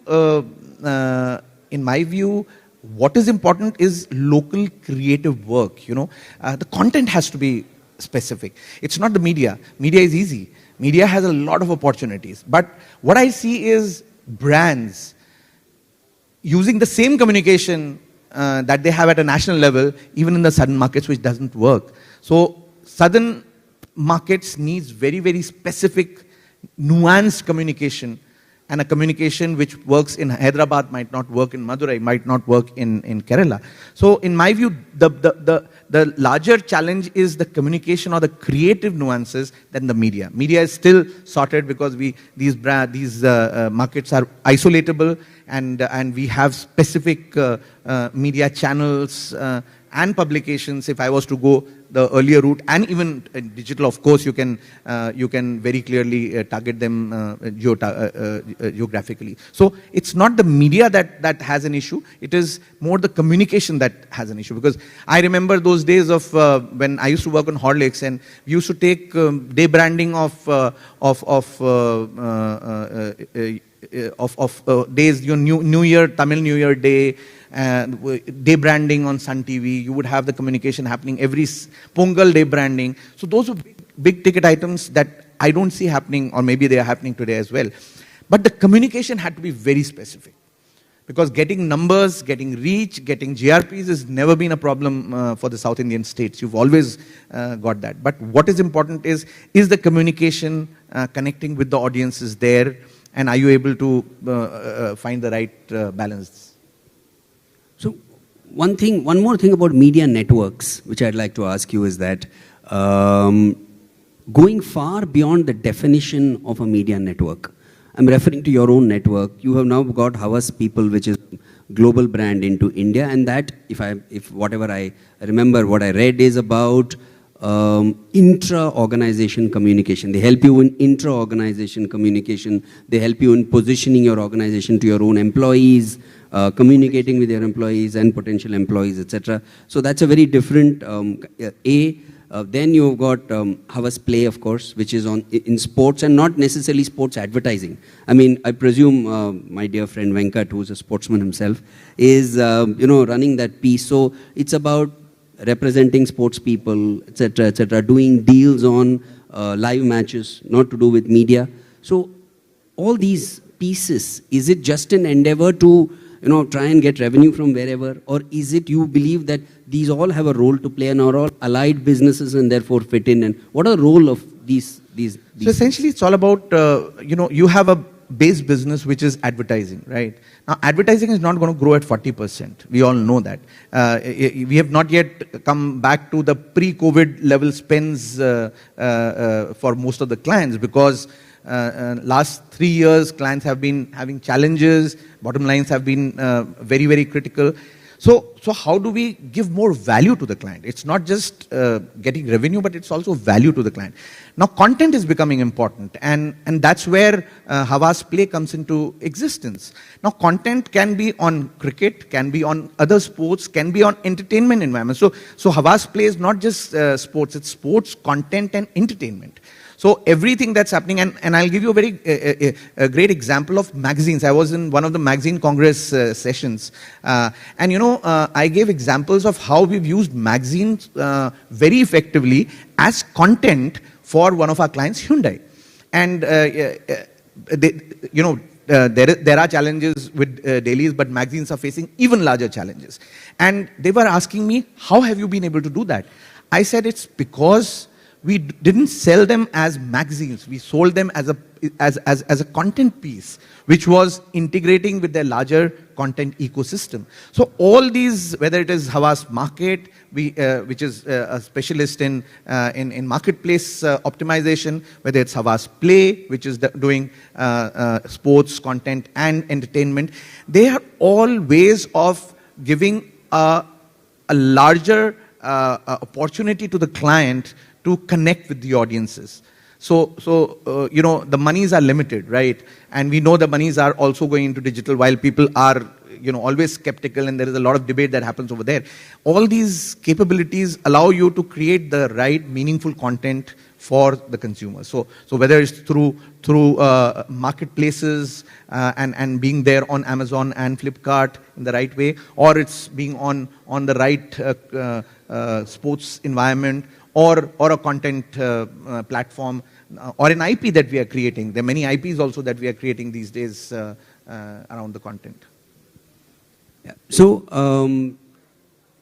if I were to, try and summarize this conversation, what I just had with Mojo, I think all media networks, while they are in a good place in India, because India is becoming so prominent and, getting a lot of attention from the global head offices, whether they're based in New York or France or London. There is also a lot of pressure on Indian agencies, therefore, to deliver more to the parent companies. And 2-3 ways of doing it is you keep upping the quality, and you also keep upping the kind of services you provide to a client, and therefore either acquiring agencies that can provide that service or building that internally and therefore expanding the network. I just want to add one more thing. Today, clients are again going back to an integrated model, or at least we are doing that. At Havas, we've been doing that for the last many years, and other agencies are doing it, because what happened was there was an integrated model, 15%, then it got disintegrated, and then every client had 10 agencies. Now the clients are realizing, no, we want all solutions within an organization, which is the concept of village, which is why we say that we have everything, right, from communication planning to UI UX under one roof. And that's what the client wants today. So it's all about giving a full communication solution to a client. Whatever you want, we have it with us. And this is not just for Havas, but this is something that even WPP is doing. WPP also is attempting an integrated model. Other agencies are always doing that, also doing that. We've been pioneers, I would say, in doing that across India and across the world. So that's very important. When we began this conversation, I promised I would make Mojo uncomfortable. I managed it a little bit during the conversation, but let's give him a tough time now for the next 1 minute. So this is my favorite section. It's called the rapid fire section. This has got nothing to do with Havas. I'm giving a disclaimer here.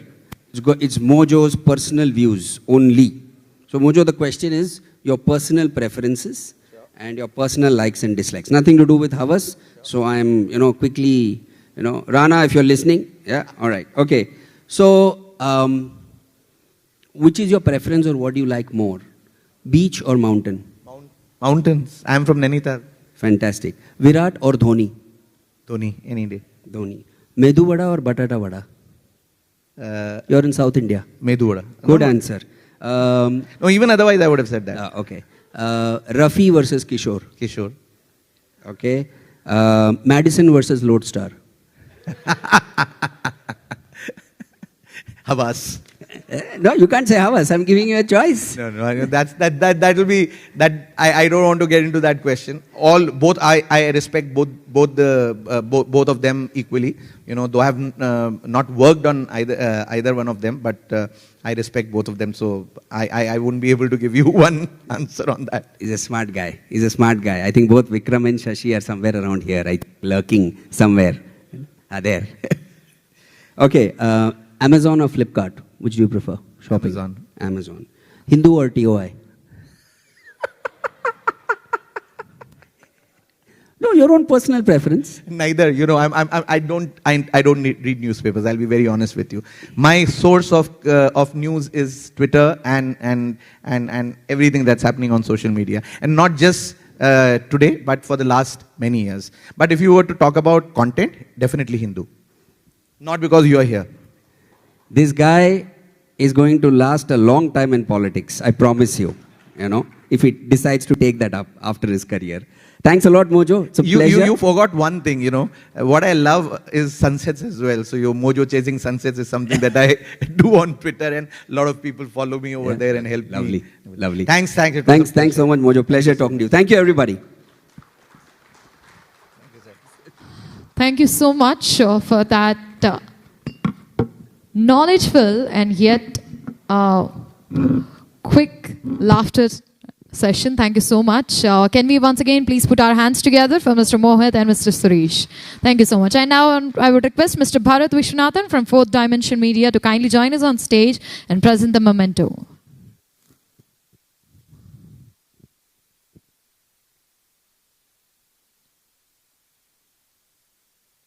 Can we have a round of applause, ladies and gentlemen, once again?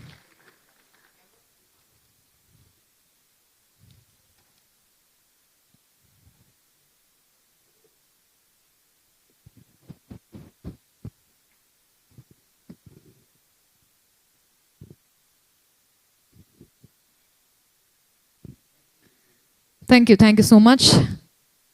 And ladies and gentlemen, moving towards our next session. I guess this day is going to sound really interesting because the names that I have right now in my hands are pretty much interesting too. So ladies and gentlemen, it's an honor to introduce our next speaker coming up on stage. He's a religious speaker on Sanskrit and Tamil scripture, speaks in 4 languages, rendered over 1,000 discourses worldwide in 30 cities and 5 countries. Regular speaker in 4 leading TV channels, released 12 albums with 6 leading labels, contributor of articles to the spiritual magazine. I know by this you have already guessed who am I calling up next. So ladies and gentlemen, the product manager with a market research experience of over 5.5 years, visiting faculty for the management and English tutor with over 3.5 years of experience, student intern experience of 1.5 years, Adamus of BITS Pilani with BE Honours Chemicals and MSc Honours Chemistry. Please put your hands together for Mr. Dushyant Sridhar, Vedic speaker, writer, actor, director, entrepreneur, Abhinava E. Patashala.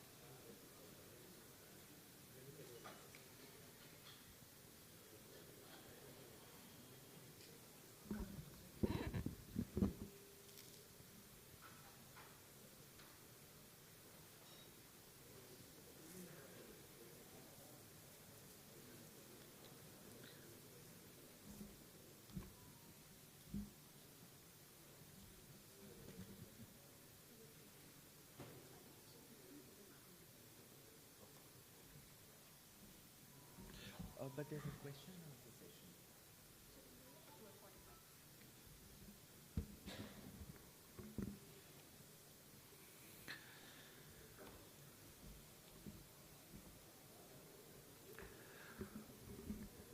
उपयुक्तेषु वैषद्यं त्रिवर्गनिरपेक्षता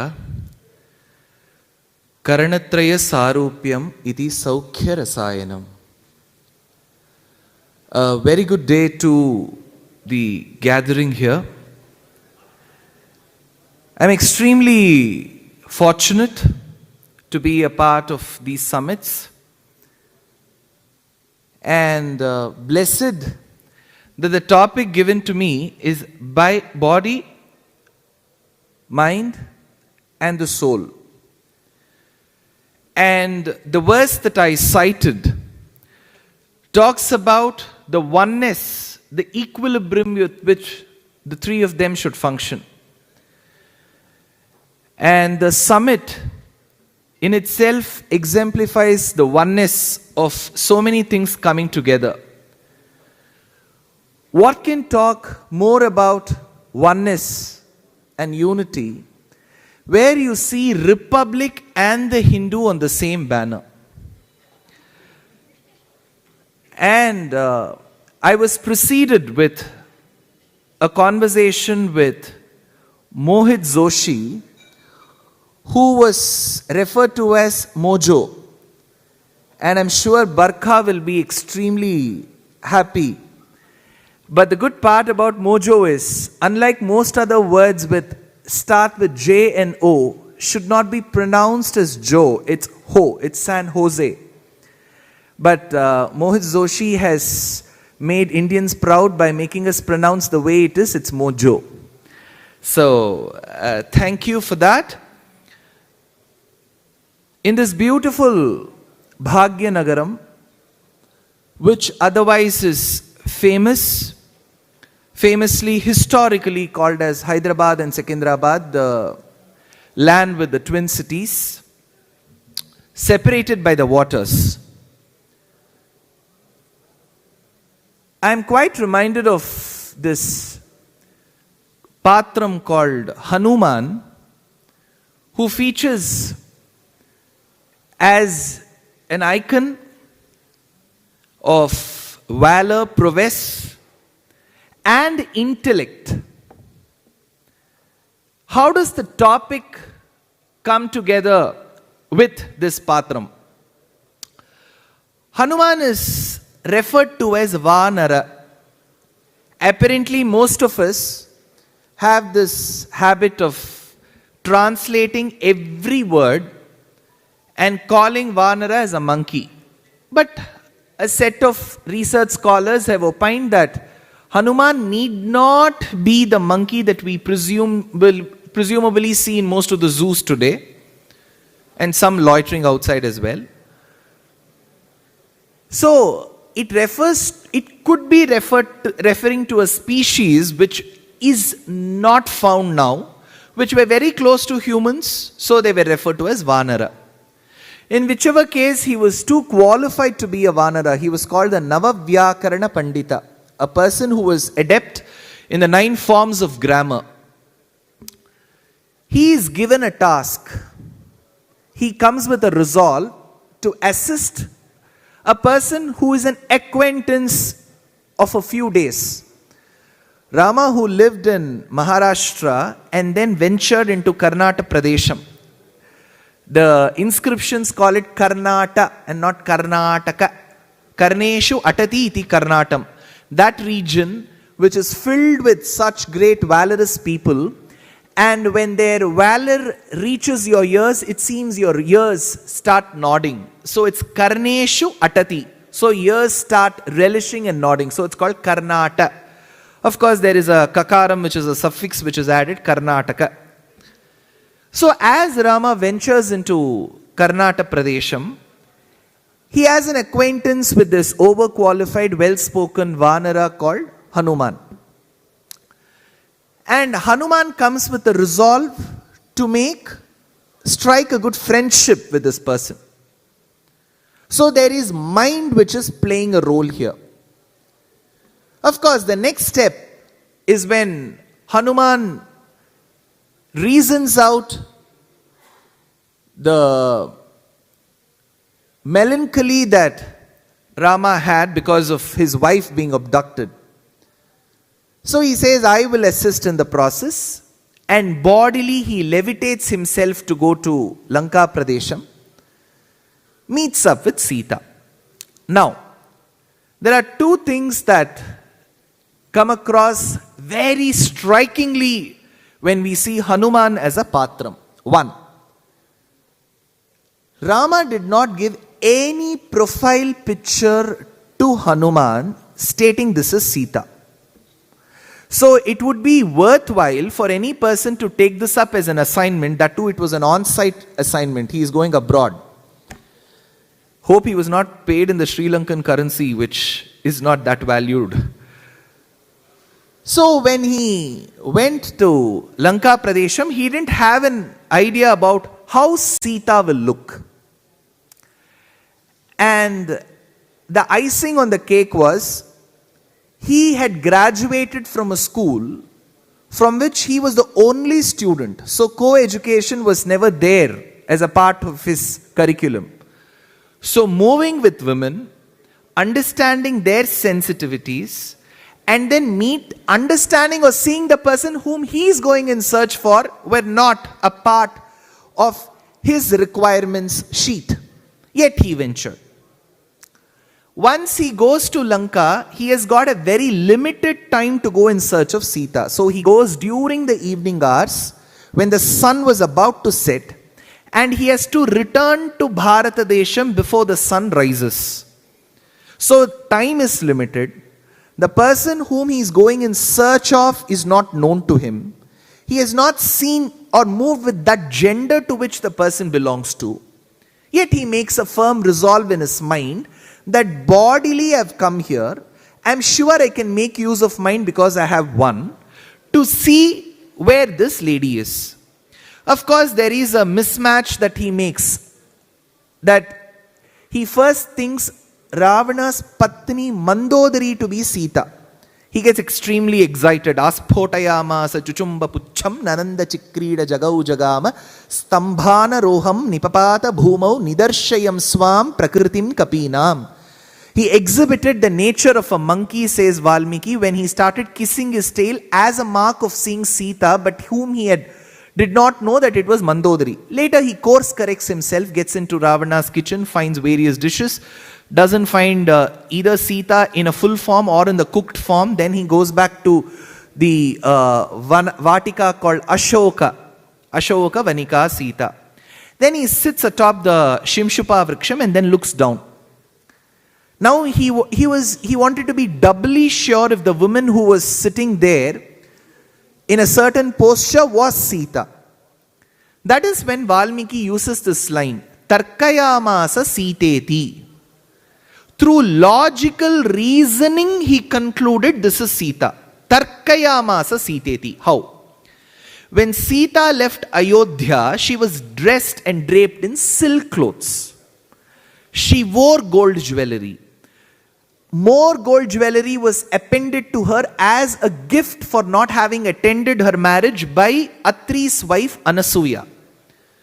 As she is being abducted, she throws away the jewelry, some part of her jewelry of the body, so that these could be reminders for Rama to trace the path where she is going to get languished. Hanuman, interestingly, one of the Vanaras who collected the jewelry doesn't find those jewelry on her body. For example, a choker. I'm sure this is the land of Amrapali and many other jewelers. So go visit. No woman would want to wear two chokers because it's really going to choke you then. So you wear one. If the choker has been thrown and the choker is not found on her body, that gives one evidence that the jewelry is not repeated. Second, she did not throw the jewelry as is. She tied them up to a silk pallu which she was wearing. So it says, Taddakulanka Murtau, when she was abducted, on the day she was abducted, the sari that she was wearing had the motif of a Hamsa. Taddakulanka Murtau. So when it was torn and thrown, the same Hamsa motif was found on her body. So, Tarkayamasa Siteti, through these indications, he concludes that this must be Sita. And then there are various other statements added. Ekastha Hridayanunam Rameva Anupashyati, says Valmiki. So he began with the resolve in his mind that he is going to assist Rama. Using his body, he goes there, levitates himself to Lanka. To conclude this is Sita, he sandwiches again with the mind that is applied. And as he returns to Bharata Desham, while he wants to submit himself, Rama says, I have nothing in my hand that can be at par or equal the service that you have rendered, Hanuman. Apara, paravara, parikha, parivrita, parapura, parasruta, davadahana, javana, pavana, bhava, kapivara, parishwanga bhavita, sarvasvadana. Parishwanga bhavita, I will give myself to you. So this is the soul connection that they establish. So one patram called Hanuman beautifully brings the equilibrium that the mind, the body, and the soul could be put into a beautiful stakeholder triangle that we all call in our Kotla books. Getting back to the topic again. It says mind, body, and soul. I'm okay with mind. I'm okay with the word body, but somehow the word soul doesn't fit the civilizational ethos of this land. In the urge and in the pretext to sound as English as possible, we have attempted to translate every possible word from the civilization into English. And certain words neither make sense nor do they establish, they connect. One such word is soul. Atma. If the word is Atma in our mind and we wish to translate it for the legibility and the understandability of our audience into the word soul, we are making a huge mistake. It's horrendous to say the least. Atma is in soul. I don't know what soul is, but I know for sure that Atma is in soul.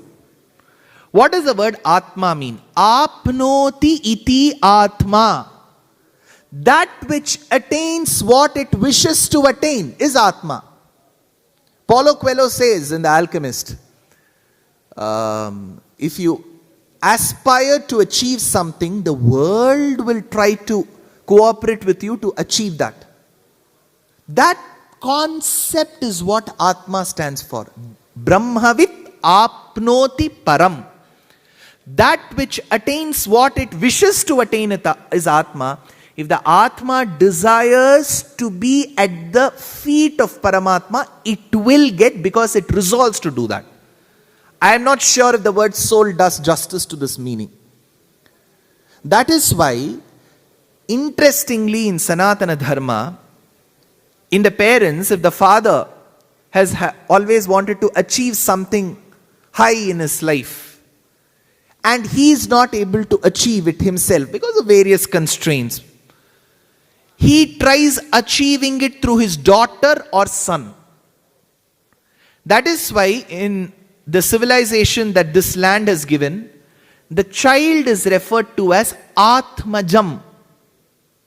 When we refer to Vyasa, we say Vyasam Vasishtha Naptaram Shaktef Pautram Parasharatmajam. Instead of calling him as the son of Parashara, they say that his soul, his Atma, has given rise to another.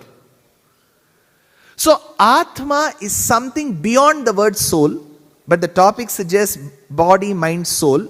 So with the little democratic right that has been bestowed upon me by my constitution, I take with all humility and modesty, I would like to convert the topic as body, mind and the Atma.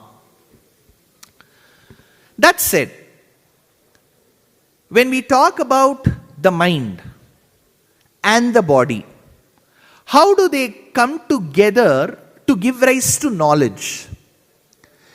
In Sanatana Dharma, we believe in two forms of knowledge. One is that knowledge which is embodied in the Atma. It is called Dharmik Jnanam. The second is the attributive knowledge, which is called Dharma Bhuta Jnanam. For example, the Dharmik Jnanam that is seasoned in the Atma does only one job. It just keeps telling the word I.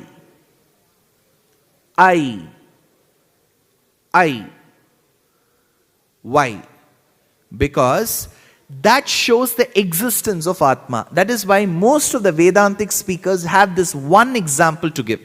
After having a very, very deep sleep in the night, the person who isn't even had the opportunity to dream anything about, he or she wakes up in the morning at about 6 a.m. and somebody asks, "Oh, how did you sleep?" The person doesn't say, "Well." He makes it a complete sentence. He says, "I slept well." The pertinent question, the follow-up question which most Vedantins ask is, if you have slept well, how did you know that the I in you slept well? The I in you slept well. So, while his body slept, the I did not sleep. That is why he says that I slept well, which means I didn't sleep well. Slept well is the body. So this functioning of the Atma that keeps telling I or the I-ness is Dharmik Jnanam. The second knowledge is Dharma Bhuta Jnanam, which is attributive knowledge. That gets ignited only when one of the senses of the body comes in contact with an object. Well, I am 2 years of age, my grandfather takes me along and says, "This is light." Immediately my eye captures the picture of the light and sends it to my brain, and that gets stored like the pensieve of the Harry Potter. So it gets stored in my brain that these are the features of the light. So while I'm 3 years old, my grandfather doesn't have to remind me again, and then I tell him back, "This is light," because the moment my eye captures that picture and sends it to my brain retrieves from the archives that this is light that you have learned. So this knowledge gets ignited only when we come in contact with the objects. That is why Vedantins say, to a coma patient, Dharmik Jnanam works. Dharma Bhuta Jnanam doesn't operate. That is why even after standing in front of the person, even after the eyes of the person captures your photo, it cannot correspond well with the brain to tell you what it is. So both these knowledge, Dharmik Jnanam, Dharma Bhuta Jnanam, forms a part of our education system. That said, what is its relevance today? This civilization, the civilization of this land, has for very, very long believed that three things have to come together for any activity to fructify or succeed. One is what you think. Second is what you do through your body. And third, whether you have a connection and a resolve in your mind. Karanatraya sarupyam iti saukhya rasayanam. Karanatraya sarupyam. Manasa, vacha and karmana. I'm sure I may have given this example elsewhere. When we enter the flight, I'm going to fly, so I enter the flight. The air hostess there welcomes me with a namaste. Honestly tell me, she opens her mouth and she says namaskaram or namaste. She puts her palms together as a symbol, as a sign of namaste. Because this mudra is called Anjali. I think it was Amala ji who was there in the morning.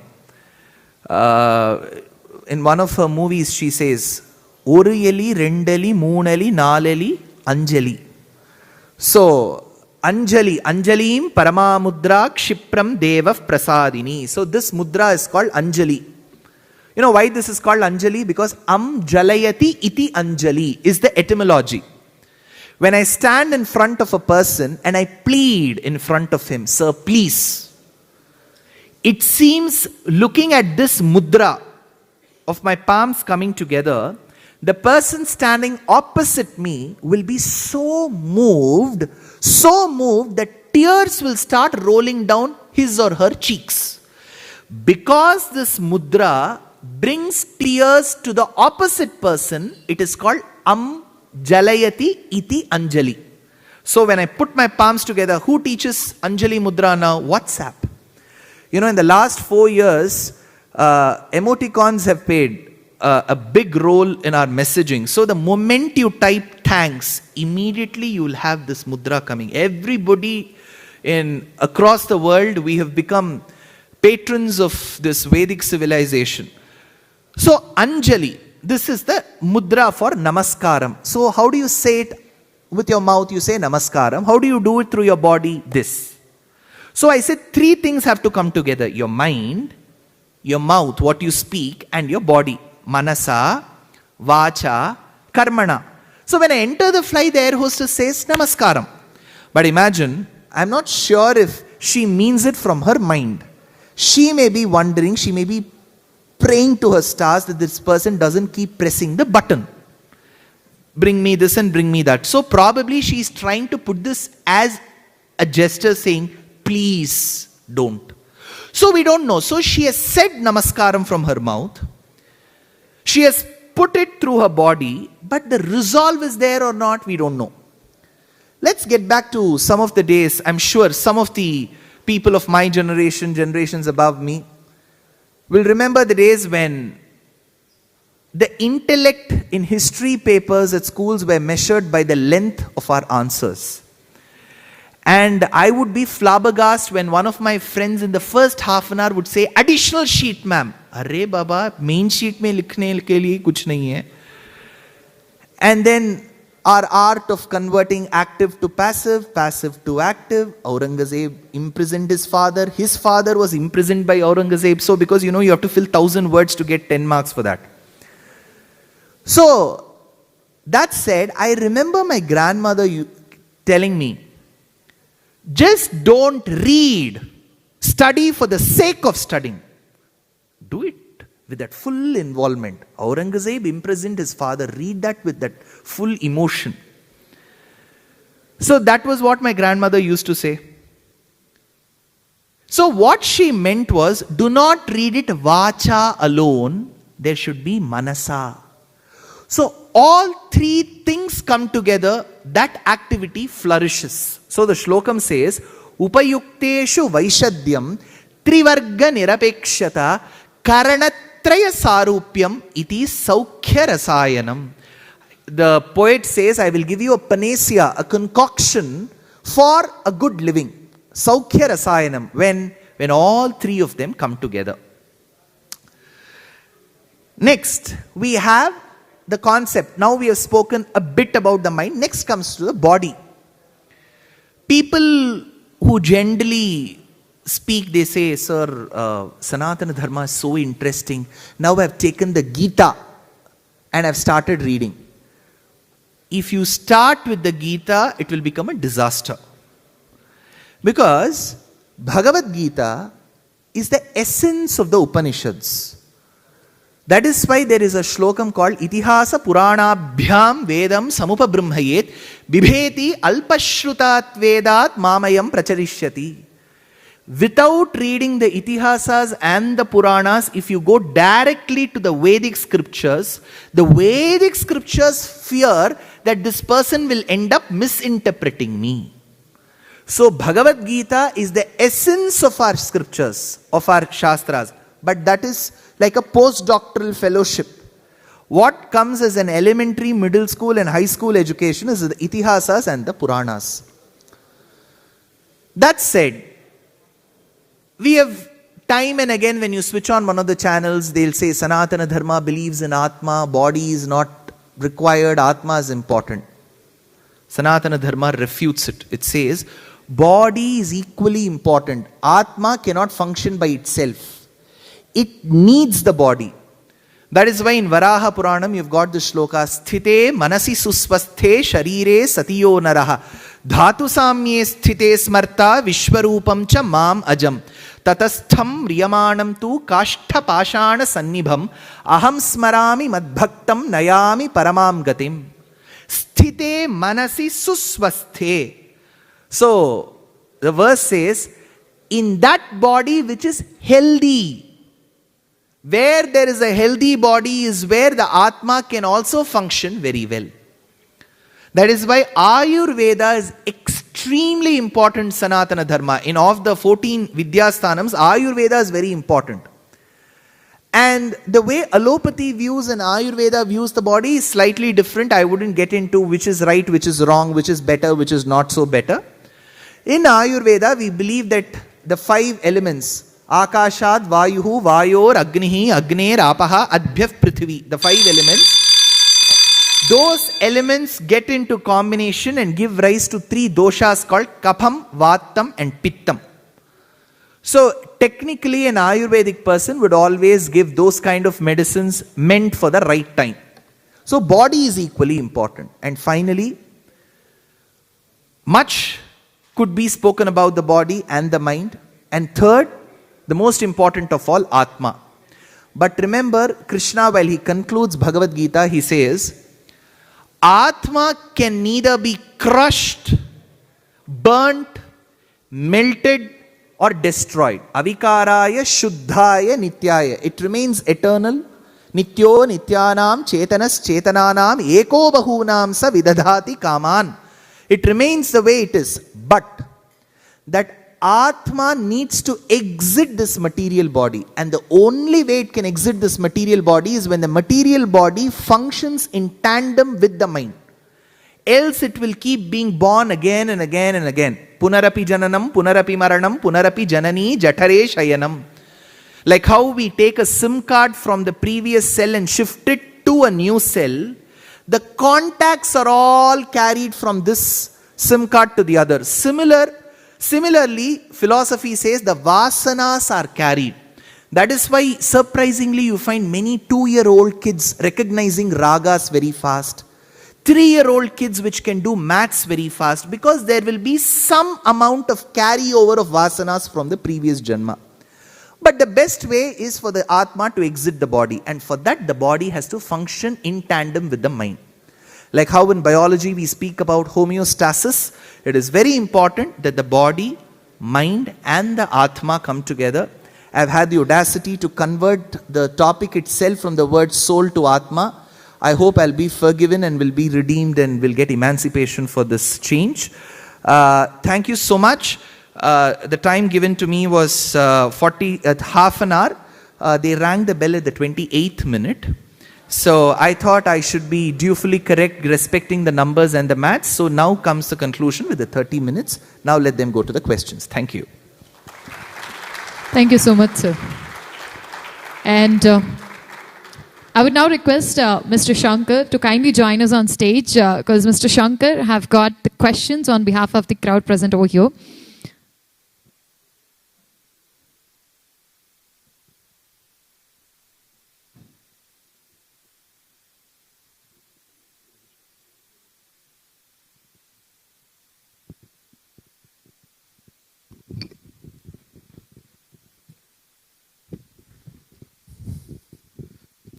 Great speech, Dushyant.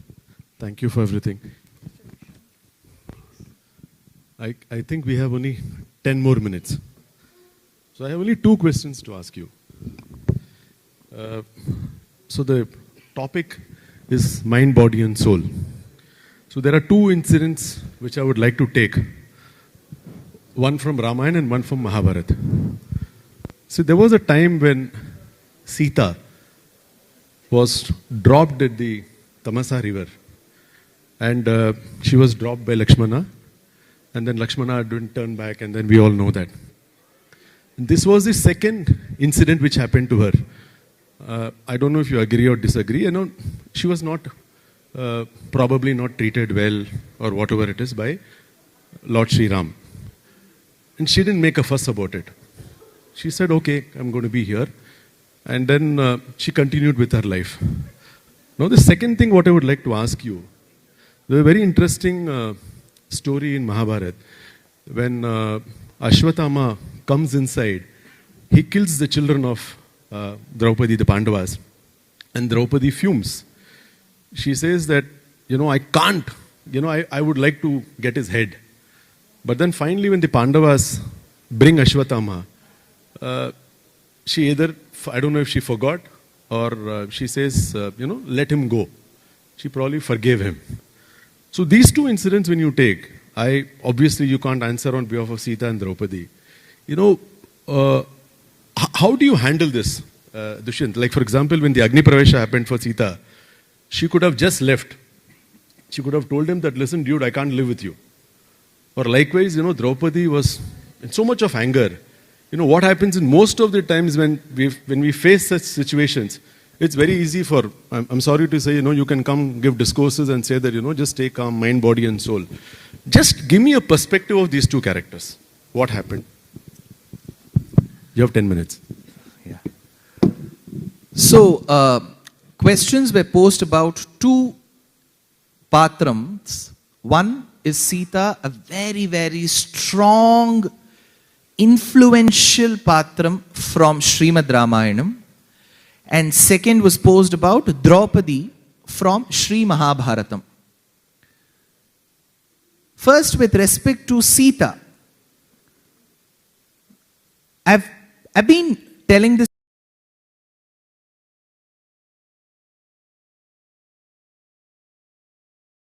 even on pro bono, she doesn't need. That said, when Rama was 24 and was just beginning with the 25th year, and Sita was 18, that is when he was ordained to go to the forest for 14 years on an exile. While he conveys his decision of going to the forest, leaving Sita back in Ayodhya, Sita says, I'm not staying here, I will come with you. Rama tries convincing, stating that there are wild beasts and you'll have to live on fruits and tubers, you'll have to go on a complete keto diet and all of that. Sita says, do you think life here is better? I have mothers-in-law here. Not mother, mothers-in-law. So rather I would live with you. She begins. While convincing Rama, she says, Kim tvam anyata vaidehaha pitame mithiladipaha Ramajamataram prapya striyam purusha vigraham. It is a blunder of my father for having gotten me married to a man who is in the disguise of a woman. Striyam purusha vigraham. He says, you can come with me. Very bold. While she was abducted and returned, well, Rama asks Vibhishana to escort her to the Sabha Mantapam in Lanka, he says, you will have to prove your chastity. Immediately we will fume. See, is this the way? That is why we say we should be talking about such issues. While she was abducted, just before she was abducted, while Lakshmana said, do not worry, nothing would have happened to my brother Rama, she says, despite me telling you to go and assist your brother, if you're not going, I suspect your intent of having served me for 13 years. You have been waiting till your brother leaves this place so that you can enjoy a relationship with me. This comes in Aranya Kanda. Whether you malign the woman or the man, a malignment is the same. So while Rama's love for Sita had not diminished, his sincerity in rescuing her from the clutches of Ravana had not waded away. As an administrator, he was duty bound to punish the person of wrongly maligning another person. Even if it meant his wife was to be punished, so be it. Just because my family is involved in corruption, it doesn't mean corruption can never be questioned. Just because it is Sita who has maligned Lakshmana, it is not that I cannot question. Remember, had Rama done that with the real intent of maligning her, Sita was so strong enough to say that I will go back to Nepal, I don't need to stay with you. She was not a subservient woman. She was a very bold woman who had a mind of her own. Yet she did so. So the first case of Agni Pariksha doesn't feature here at all. That was a reply and a retort to her maligning Lakshmana. Coming to the second part, where she was exiled to the forest while she was in her first trimester, even many of the traditional acharyas have said Rama could have thought and given this decision. But why was this decision given? Narayana Bhattadri in the 35th Dashaka, last shlokam of Sriman Narayanam composed in the 16th century states, Atita attachment to dharma, over attachment to dharma will also end up making a few errors. In the course of driving well, by putting an indicator and also showing one's hand, will not serve the purpose because the indicator is on. Just to be a stickler to rules doesn't mean you'll have to overdo it. So in the case of Sita being sent on an exile to the forest while she was pregnant, Acharyas have agreed that Rama's over-attachment could have caused this. And they have always sided with Sita, be it Bhavabhuti of Uttara Ramacharitam, be it Vedanta Deshika in Paduka Sahasram, be it Narayana Bhattadri, Narayaniyam at different points in time. Just because we are not cognizant of the language or the scriptures in which it is rendered, it doesn't mean that this is something where Rama has made a mistake. It means that his over-attachment has caused this, so administrators should read the rules properly. This is all. The topic can be concluded. Had Sita taken it in the topsy-turvy manner, she wouldn't have asked her sons to go back to Ayodhya and rule Ayodhya. She was a very strong woman. 1. 2. Coming back to Draupadi. Draupadi's childhood is absent because she emerged from the fire. Kumari chapi panchali vedi madhya samuttita shubhaga darshaniyangi vedi madhya manorama shyama padmapala shakshi. So she emerged from the fires. So she didn't have a childhood going to the school and having chat with her girls, nothing of that sort. She was born and her father got her married in 2 days. So she barely had any time to spend with her father's house. That said, she underwent a lot in her life. She was humiliated in the middle of the sabha while she was menstruating. Ekavastra rajaswala. While the menstrual blood was flowing across the floor is when she was brought to the sabha mantapam, says Vyasa. She was humiliated. She was humiliated for no reason. She was pawned wrongly. She was questioned wrongly. Everything that can go wrong with her went. That said, coming to the last stage where the war was fought, one of the main reasons for fighting the war was to restore justice to this humiliated woman.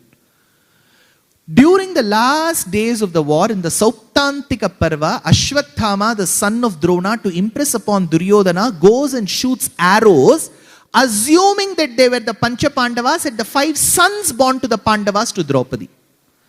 The next day they get to see the Times of Hastinapura paper. I think Mojo was asked this question, whether you like TOI or the Hindu. So, when the Times of Hastinapura was Hindu, so he saw that the 5 sons of Draupadi were killed. Draupadi says that whoever has committed this act should be brought to justice. So he was dragged. Ashwathama was dragged. That is when Draupadi says you should not be killing him. Take away shikha, because in those days it was believed that the shikha, the tuft which is preserved, if taken, if chopped off, means that the person is beheaded. You don't have to behead the person. Even a devout Sikh today believes that you should not be without the turban.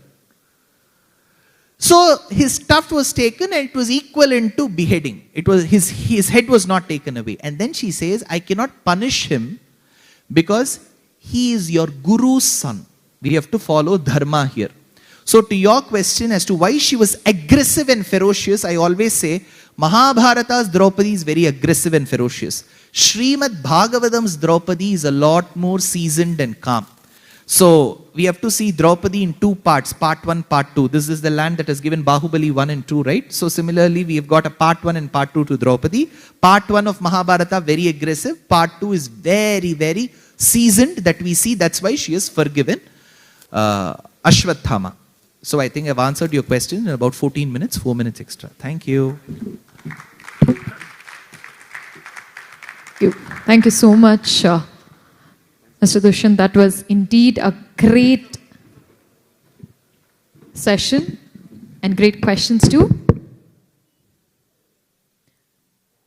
I would now request Dr. Kailash Katkar, the founder and managing director, Quick Hill Technologies Limited, to kindly present the memento to our speaker, Mr. Dushyant Sridhar.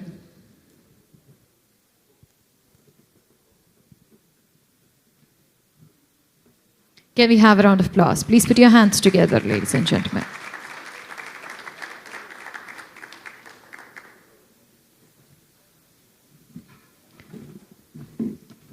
Thank you so much.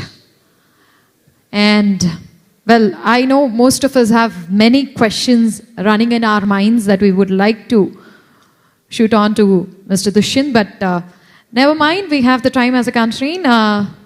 He's always available over here. We can have the question and answer session right from him. And now, ladies and gentlemen, moving forward, I have our next moderator for our session is... We have Mr. Vikram Sakuja, the Group CEO, Madison Media and OOH at Madison World. Please put your hands together for our next moderator. Talking about him, Vikram Sakuja is an engineer from IIT Delhi and an MBA from IIM Calcutta. He joined P&G in 1988, where over 8 years he held a position in marketing research and media. He then joined Coca-Cola, where over 5 years he went on to manage the brand marketing portfolio. And he is now specialized with the media planning, media buying, media research, brand marketing, brand activation, branded content, sponsorship, digital strategy, agencies management, and the list goes on. Please put your hands together once again for Mr. Vikram Sakuja on stage.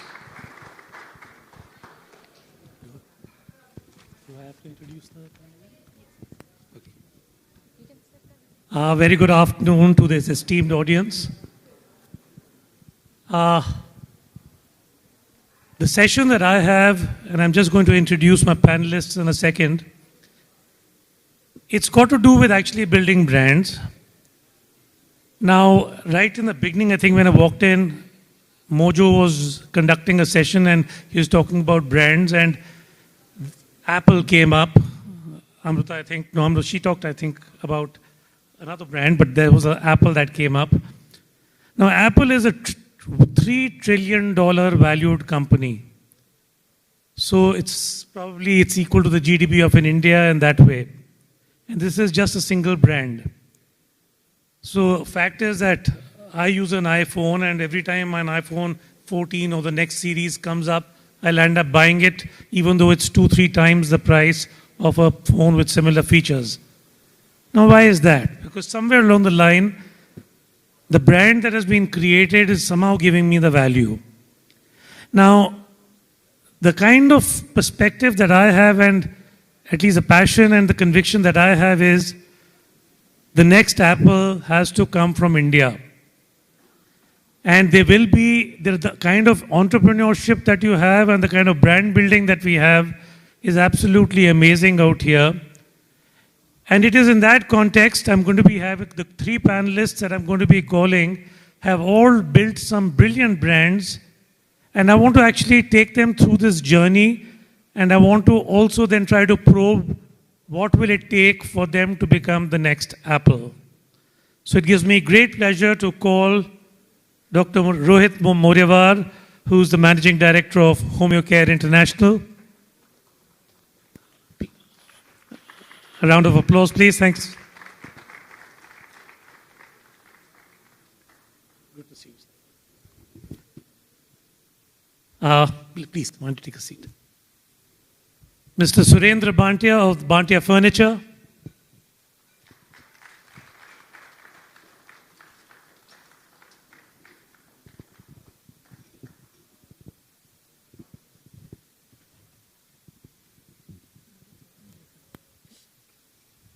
How do you do, sir?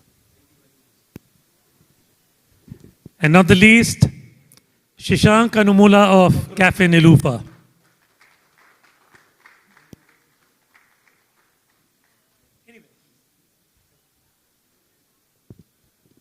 It was good talking yesterday.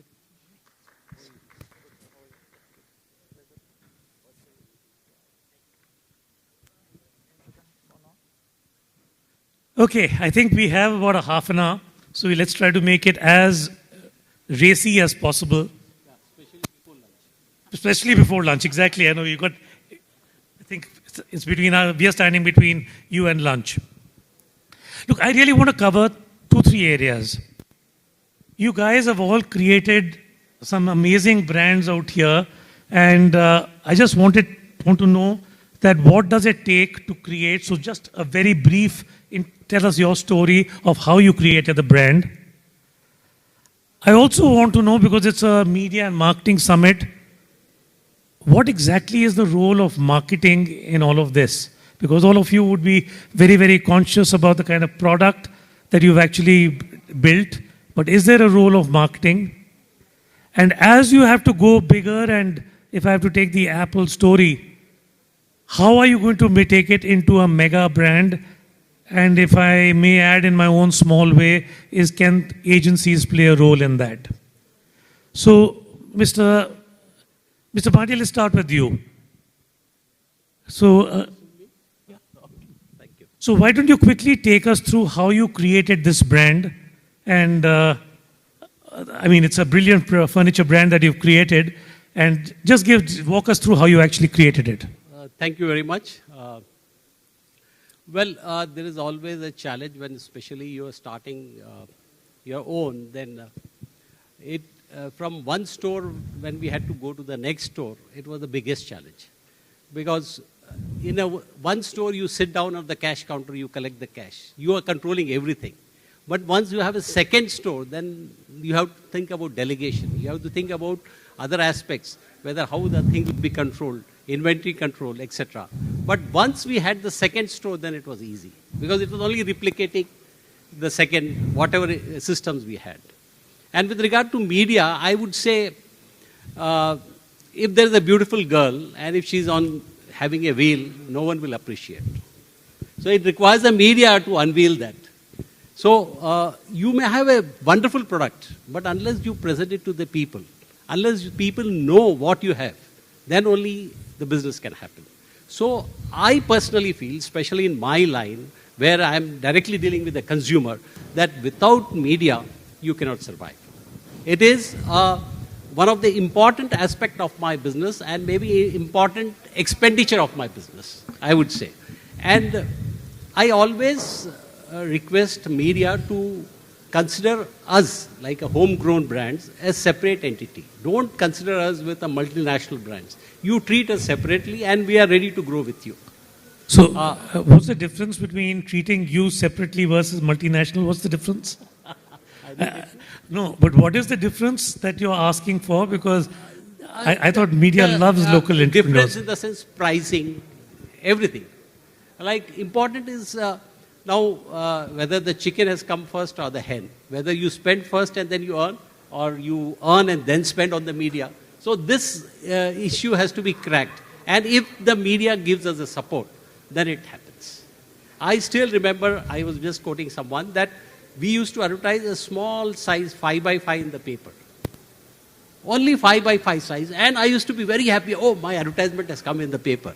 And I used to tell all my friends, see, did you read my advertisement? They used to say, where? I didn't see. So that was the reaction. Then the media started helping. They said, no, Mr. Bhantia, let us spend a little more. We'll give you some consideration. We said, okay, what we can assure you is consistency. So now, today we are advertising full page, front page, we are having centerfold, everything. So, but again, the media has helped us to grow. From one store, now today we have about 20 stores. From only Hyderabad, now we are in Telangana and Andhra. And I'm sure with their help, we should become a national player also. Thank you. Fantastic.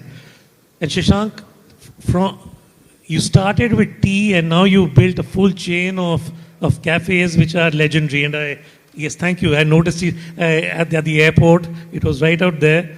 Your tea and your bun maska is legendary. So what has been your story and how has it become a brand? Hi, everyone. So my story is a little interesting because even though I was born in a business family, I was never interested in business. Especially, I was never interested in coming into Irani cafe, definitely.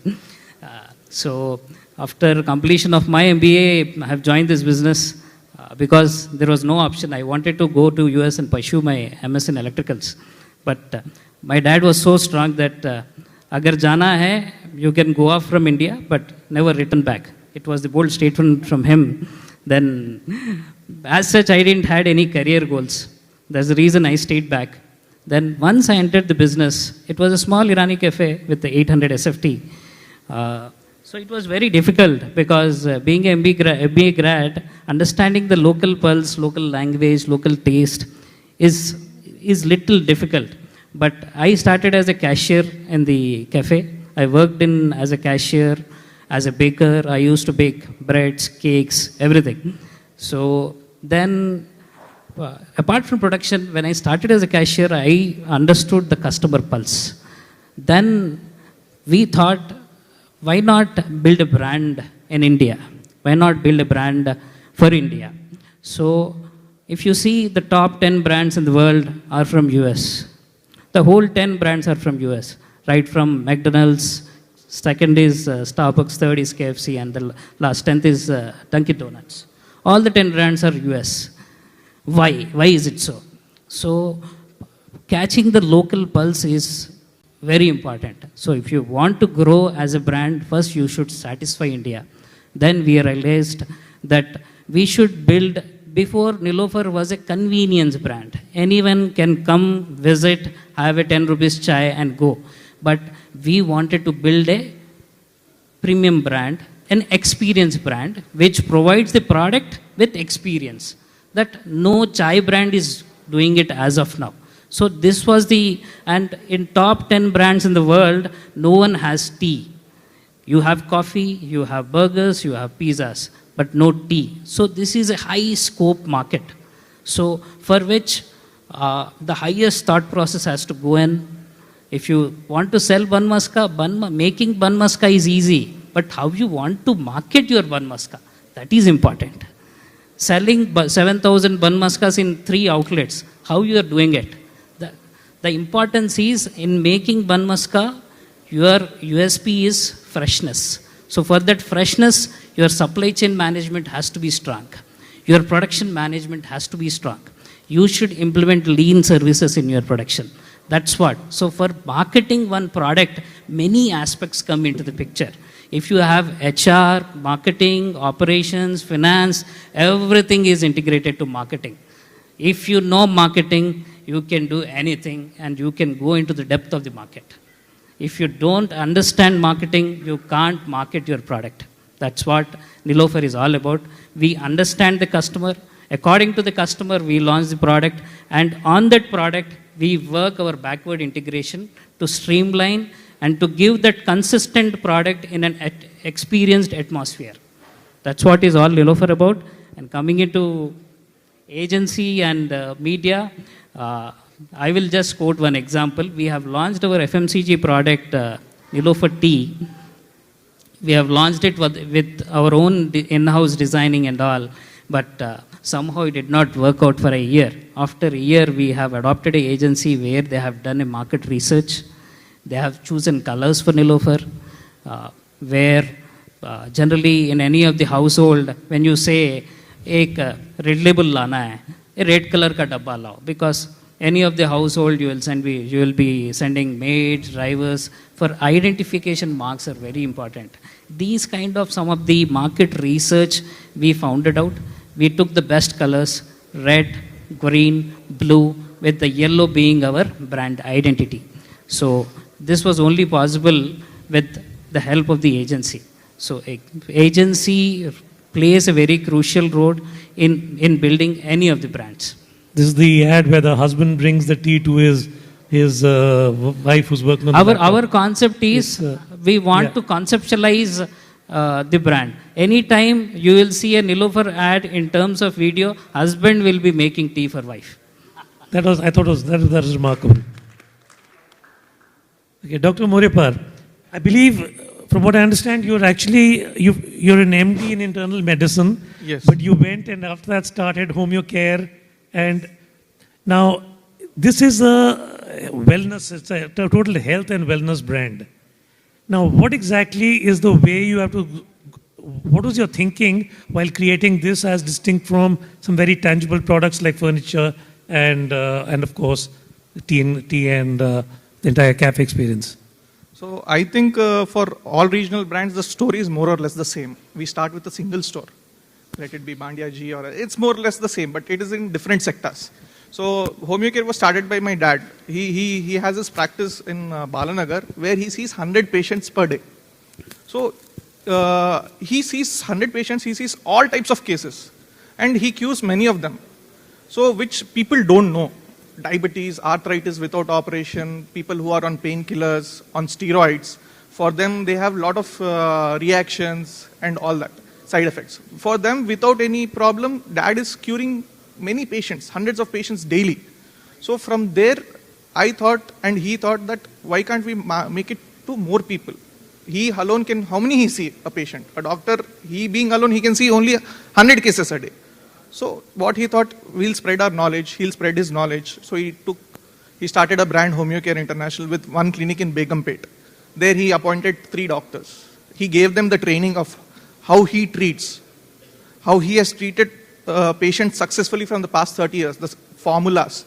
And he's taught 3 doctors. Those 3 doctors started seeing daily 30 cases. So like that, he had a idea of making it a brand and saying that he wants to cure more and more people with this wonderful medicine of homeopathy which doesn't have side effects. He was like, we have to make it a big brand. Then like that, we started with 1 clinic, 2 clinics, 3 clinics, and we have grown over 60 clinics all over South India. I can say I am the number 2 player in India. There's no other brand. Only Dr. Batras is there above us. After that, it is only us who are there at a pan-India level. We have captured each and every district in South India. Almost except Kerala. So, Mr. Bhante also said, first store was okay, but when you move to the second, that's when the challenge starts, and after that, it becomes like easy. In your case also, you said that you started, and now you've got 60, and it's all working. Now, do you have a marketing department in your organizations? So as the second question, media. Media was very important because he alone, what he has done in his clinic for the past 20, 30 years, nobody knew. That is when media came in. That is when dad and media people sat down together to discuss how can we know, how can we tell about homeopathy to masses. Then he did TV interviews, a health segment, where he used to sit in half an hour in the studio, the anchor used to ask him questions, then the people used to see half an hour live, okay, oh, homeopathy can treat so many diseases. Like that, he spread awareness about homeopathy in entire South India. And For that, marketing department is very important because we as doctors, we don't know the pulse of the people. What they see, what they do, what they see regularly, where to market yourself, where to put yourself. Because we can spend money, but if you don't put it in the right place, you don't get the ROI. So that is where marketing agency and marketing people come in. Very important. They say that these are the ones which are running very beautifully. These are the ones people are seeing now regularly. This is the place where we have to do. Then when we put our brand there, then it becomes more popular. So like in V6. And is there any particular form of media that you prefer? You mentioned TV ads as well as print? We do all. There's no preference like that because everybody, we target the age group of from 25 to 70. People who have regular back pain to arthritis, severe arthritis. So our age group is spread widely. So every age group has their own preference of media. Younger ones go to social media. The middle-aged people still watch the news, the TV, the print. And the older age people, they read the newspaper, but they read only the articles. They don't read anything else. So we have to be in each and every media. That is what we have learnt. And example is V6. We were the sponsor for Teenmaar Mallanna. So there's a segment in V6. It was so famous. We were the brand. So everybody used to say, we saw your brand yesterday in Teenmaar, you were the sponsor. So that's how media helps us when we are sponsors and when they tell us that you do in this segment, this is very popular. So that's how media people and media marketing agencies help our brands to grow. Karan, when you were, Mr. Bhantia, when you were conceiving the entire Bhantia Furniture as a brand, do you have a certain brand core philosophy or a brand thought, or is it just that the product itself has sort of, through word of mouth and through other awareness building measures, people come in and discover? Are you able to articulate your brand essence? My idea was initially to give everyone, consumer, an affordable furniture. That was the basic philosophy, that the consumer should get his money's worth. That was my philosophy, and that we scaled it up. Like when I first launched a dining table, glass dining table with 6 chairs for 15,000 rupees, including everything. Everyone is shocked. They said, will you give chairs also with the table? I said, yes, I'll give chairs and the table. So my idea was to make things affordable. That was the first drive. And then the second, I thought that unless you use media to present all your objectives, all your products and the price, then only people are going to come. They are going to appreciate. And my idea has always been to be a little lenient to the customer. If there is an issue with the customer, we'll go extra length and say, okay, let us do it. Let us forget about it. Let the small issue is there, we'll bear the loss and let us close the issue. And media has always been kind to us, and that they have always supported whenever we wanted. Like initially, we never knew when to advertise, whether on Monday, Tuesday, Wednesday, front page, back page, inside page, which gets the better revenue. And it is the media that helped us. They said that, no, Mr. Bhantia, advertise on Friday, advertise on Saturday, because Saturday is the best time to advertise. Now I see that there is so much of rush on Saturday. Sunday's media is gone. Now, another challenge has come is online media, Facebook, Instagram.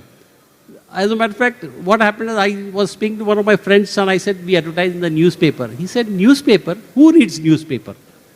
I was shocked. I said, who reads newspaper? So this gentleman was 25 years old. He says, I only read online. So then I realized, yes, that is one big avenue. We are missing it out. So we went on the online advertisement. So, no, that gives a brilliant segue into the sign of the times. Today, in India, about 38% of the entire advertising spend is going behind digital. So, 38%. It's actually become higher than TV now, as in 2022. So, how are you, now there is so many options. You have, so many TV, and within that, so many channels. You've got print, you've got digital. Within digital, you can do YouTube advertising, display, social media, influencers. How do you make all these calls in terms of how to allocate your marketing money across so many options? Yeah.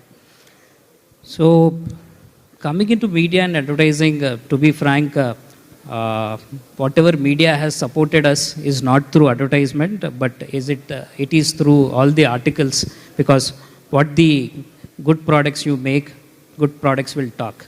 That's what media has done to Cafe Nilofer. But that's PR. That's PR.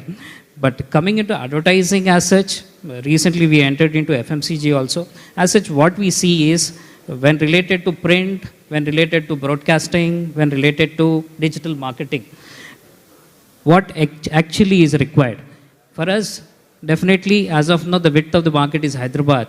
If you want to go into depth of the market, definitely first the product placement is very important. After the product placements are done, we started with the print media starting. Then our future goal obviously was broadcasting. Social media, right from the first day we were there, because online sales, e-commerce were strong. Because of, thanks to Swiggy and Zomato, because of Swiggy and Zomato, our presence is there from past 7-8 years. So social media is very important. You should work on your performance marketing to get the sales. And to start off, that Nilofer has started their segment in FMCG, we used print media. And when coming into customers getting in emotionally attached with the product, for which, because our trial phase has gone. Now it's the reach what we are looking into. It's the depth what we are looking into. This can come with broadcasting. So that's the reason we are starting our broadcasting. So that's our You have your own marketing department, or are you the marketing department? Our employees are all marketing department. Whatever front-end service staff, thanks to front-end service staff of Cafe Nilofer. And marketing departments as such, we have marketing manager and brand manager who designs how we communicate, how we conceptualize, what should be the design palette, what should be the design templates, what should be the communication. So for which we have a team, and we have advertising agency as well, which gives the total execution of what we want. Excellent. Now, just whenever I talk to most marketers these days, and really the startup economy is sort of defined it, but I find a lot of marketers saying that I will spend money only if I get instant sales or instant returns. Do you believe in that philosophy, or would you say that I don't mind spending money just to build the emotional connect with the brand, even if it doesn't give me the short-term sales? Branding versus performance, where do you stand? Mr. Bhatia? This is a very interesting question. And especially this is very important for the upcoming companies like us. Whether I should advertise only if I get return, or whether I should advertise to get emotional connect. Well, this is where we have to strike the balance. As an upcoming entrepreneur, I cannot throw away money just to build a brand. But I also have to understand that unless I take an initiative and move further, then only everything will happen. And it has to be 360 degrees. It cannot be just one channel. You have to spend some time. You may get return, you may not get. It may get a social connect, it may get emotional connect. Sometimes you get return for the money. So this is the balance we have to maintain, especially in our cases where we have to control the budget. Dr. Boripar, what do you say? It's an interesting question, as Surinderji has said. See, so my father has a saying, first when you're growing, you see for the leads. Because when you're growing, you can't do branding. Because आके वो लोग पैसे बांधेंगे तो ही next time करेंगे ना. तो उसके पहले तो करेंगे ही नहीं. So first, when you're growing, we definitely put 80% of our budget, which gives us leads. Because from that only we get new customers. From that only we can give more budget to the media next time. So 80% during the starting phase for us was where we will get the leads. Where will our customers see and walk into our stores or our clinics. So first, in the starting phase, that was our focus. Then slowly, once we started growing, when we were 10 branches, 15 branches, then little more extra budget we have taken out and given only for branding, where our presence is only felt. Passing by, hoardings, where people, they just see our brand occasionally, whenever they come there constantly. Then when we grow up to 40, 50 branches, now we have given equal budget for lead and branding, where, because the rotation has to be there. Just on branding, we cannot survive. We need people. 50-50 is also a very good balance. Yes, it's a good balance because we are spread across 3-4 states. So that's why that was the scenario before COVID. Now, post-COVID, we have come back to only leads because the market has changed. So we try every avenue.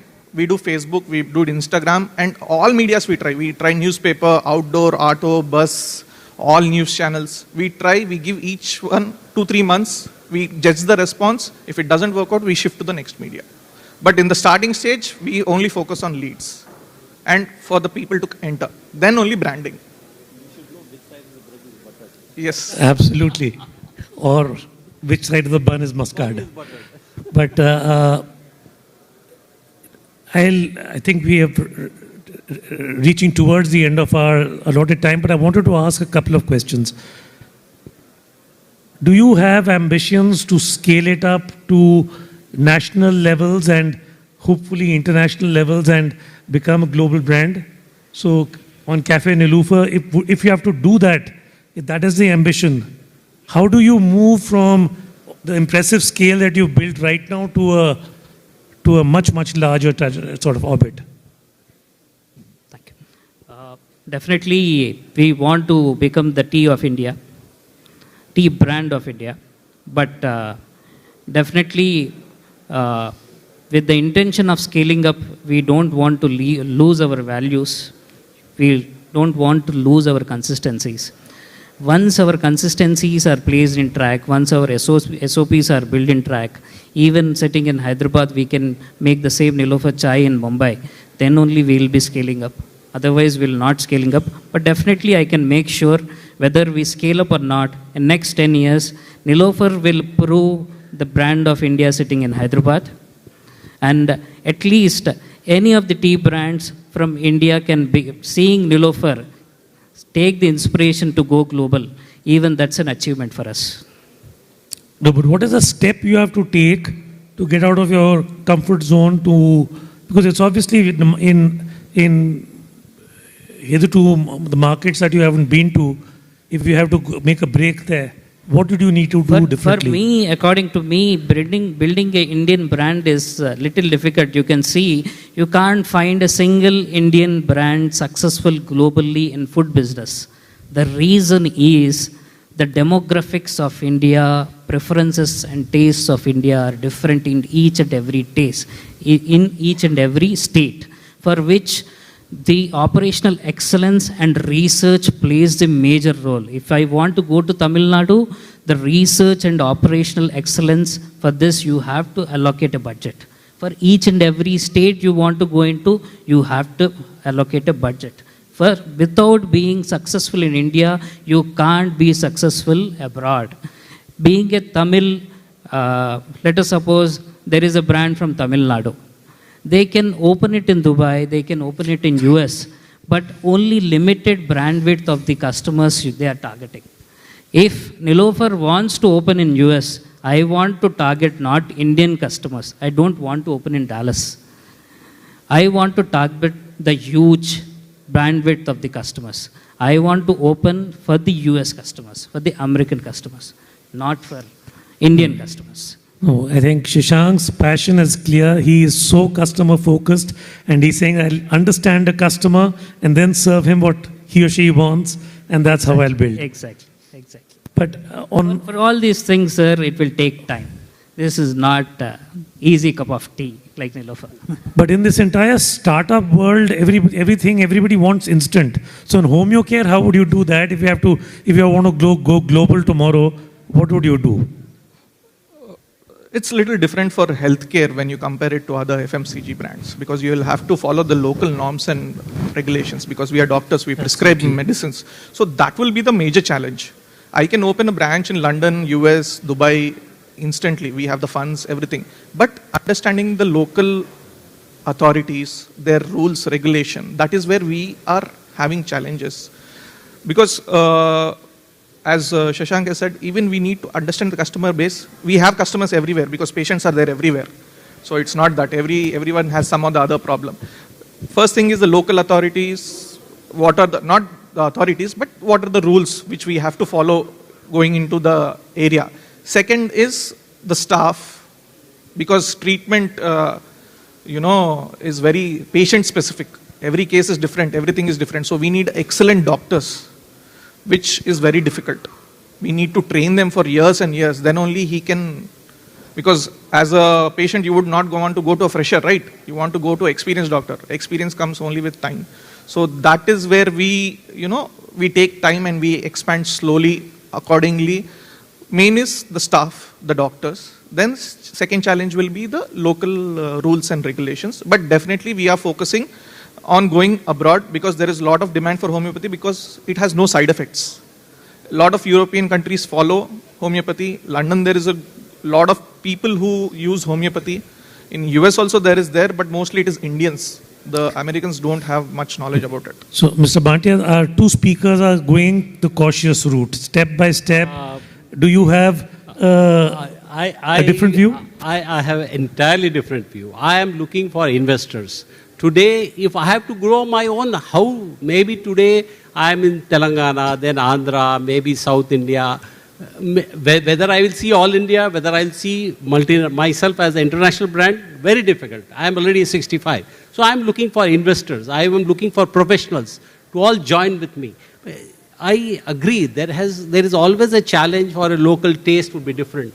As a matter of fact, even in Hyderabad, area-wise there is a little difference in taste. Like you go to high-tech city, a person wants a different kind of sofa. In a Malakpet area, he wants a little different kind of. So 80% of the product will remain same, but the 20% of the product will fine-tune to the area. That we are very clear. And I am sure when we are expanding, I am looking for investors, I am looking for professionals, that will be our strategy. 80% would be our standardized and 20% will be localized, so that we are able to capture the market all over the world. That's my Fantastic. Okay. I'll forget the last question. No, I'll ask it anyway. Look, media has got, basically we do three things in media. It's allocation, where to spend money, optimization, how best to spend it to give the best bang for the buck, and attribution, basically what is, if I do something, what is the effect or what's the outcome of that? Now, all of this requires data. Now, in your businesses, are you collecting data? Are you being able to harness that data and then actually being able to use it to devastating effect? And is this something that is, because everybody says that the future is going to be that. Where are you on this? Is it something that you still haven't come to grips with, or are you completely on top of this game? Do you collect first-party data of everybody who visits your outlets? Coming into it was always challenging, because data science is the upcoming subject. In 2016, I remember I have hired data science student as an intern. So at that time, my dad was telling, "What is data science? You are hiring a student of data science?" This was way back 7 years ago. So as far as MIS data is concerned, Nilofer is very strong. But coming into it was always a challenging field for us, because our billing turnaround time is 3 seconds. We have to punch our bill in 3 seconds. So collecting data in 3 seconds is very difficult. But we have our database for, let us suppose, who are coming and ordering into cakes or any customization orders. From past 7 years data we maintain. Data is very important. Let us suppose when you want to run a scheme or promotional offers, data especially is very important. But as such, we have too many walk-ins. We never used our data. But this data, whatever we are maintaining from 7 years, for our growth is very important, which we will be using in future. And Mr. Bhatia, you'd be having a D2C. You have the entire e-commerce play also currently in your business, quite apart from your own. So I just wanted to know how you're harnessing all that data. Data is very important in today's life. We have data of right customer walking in, because understand, this data, today he is my customer, he has purchased a dining table. Tomorrow I will pitch in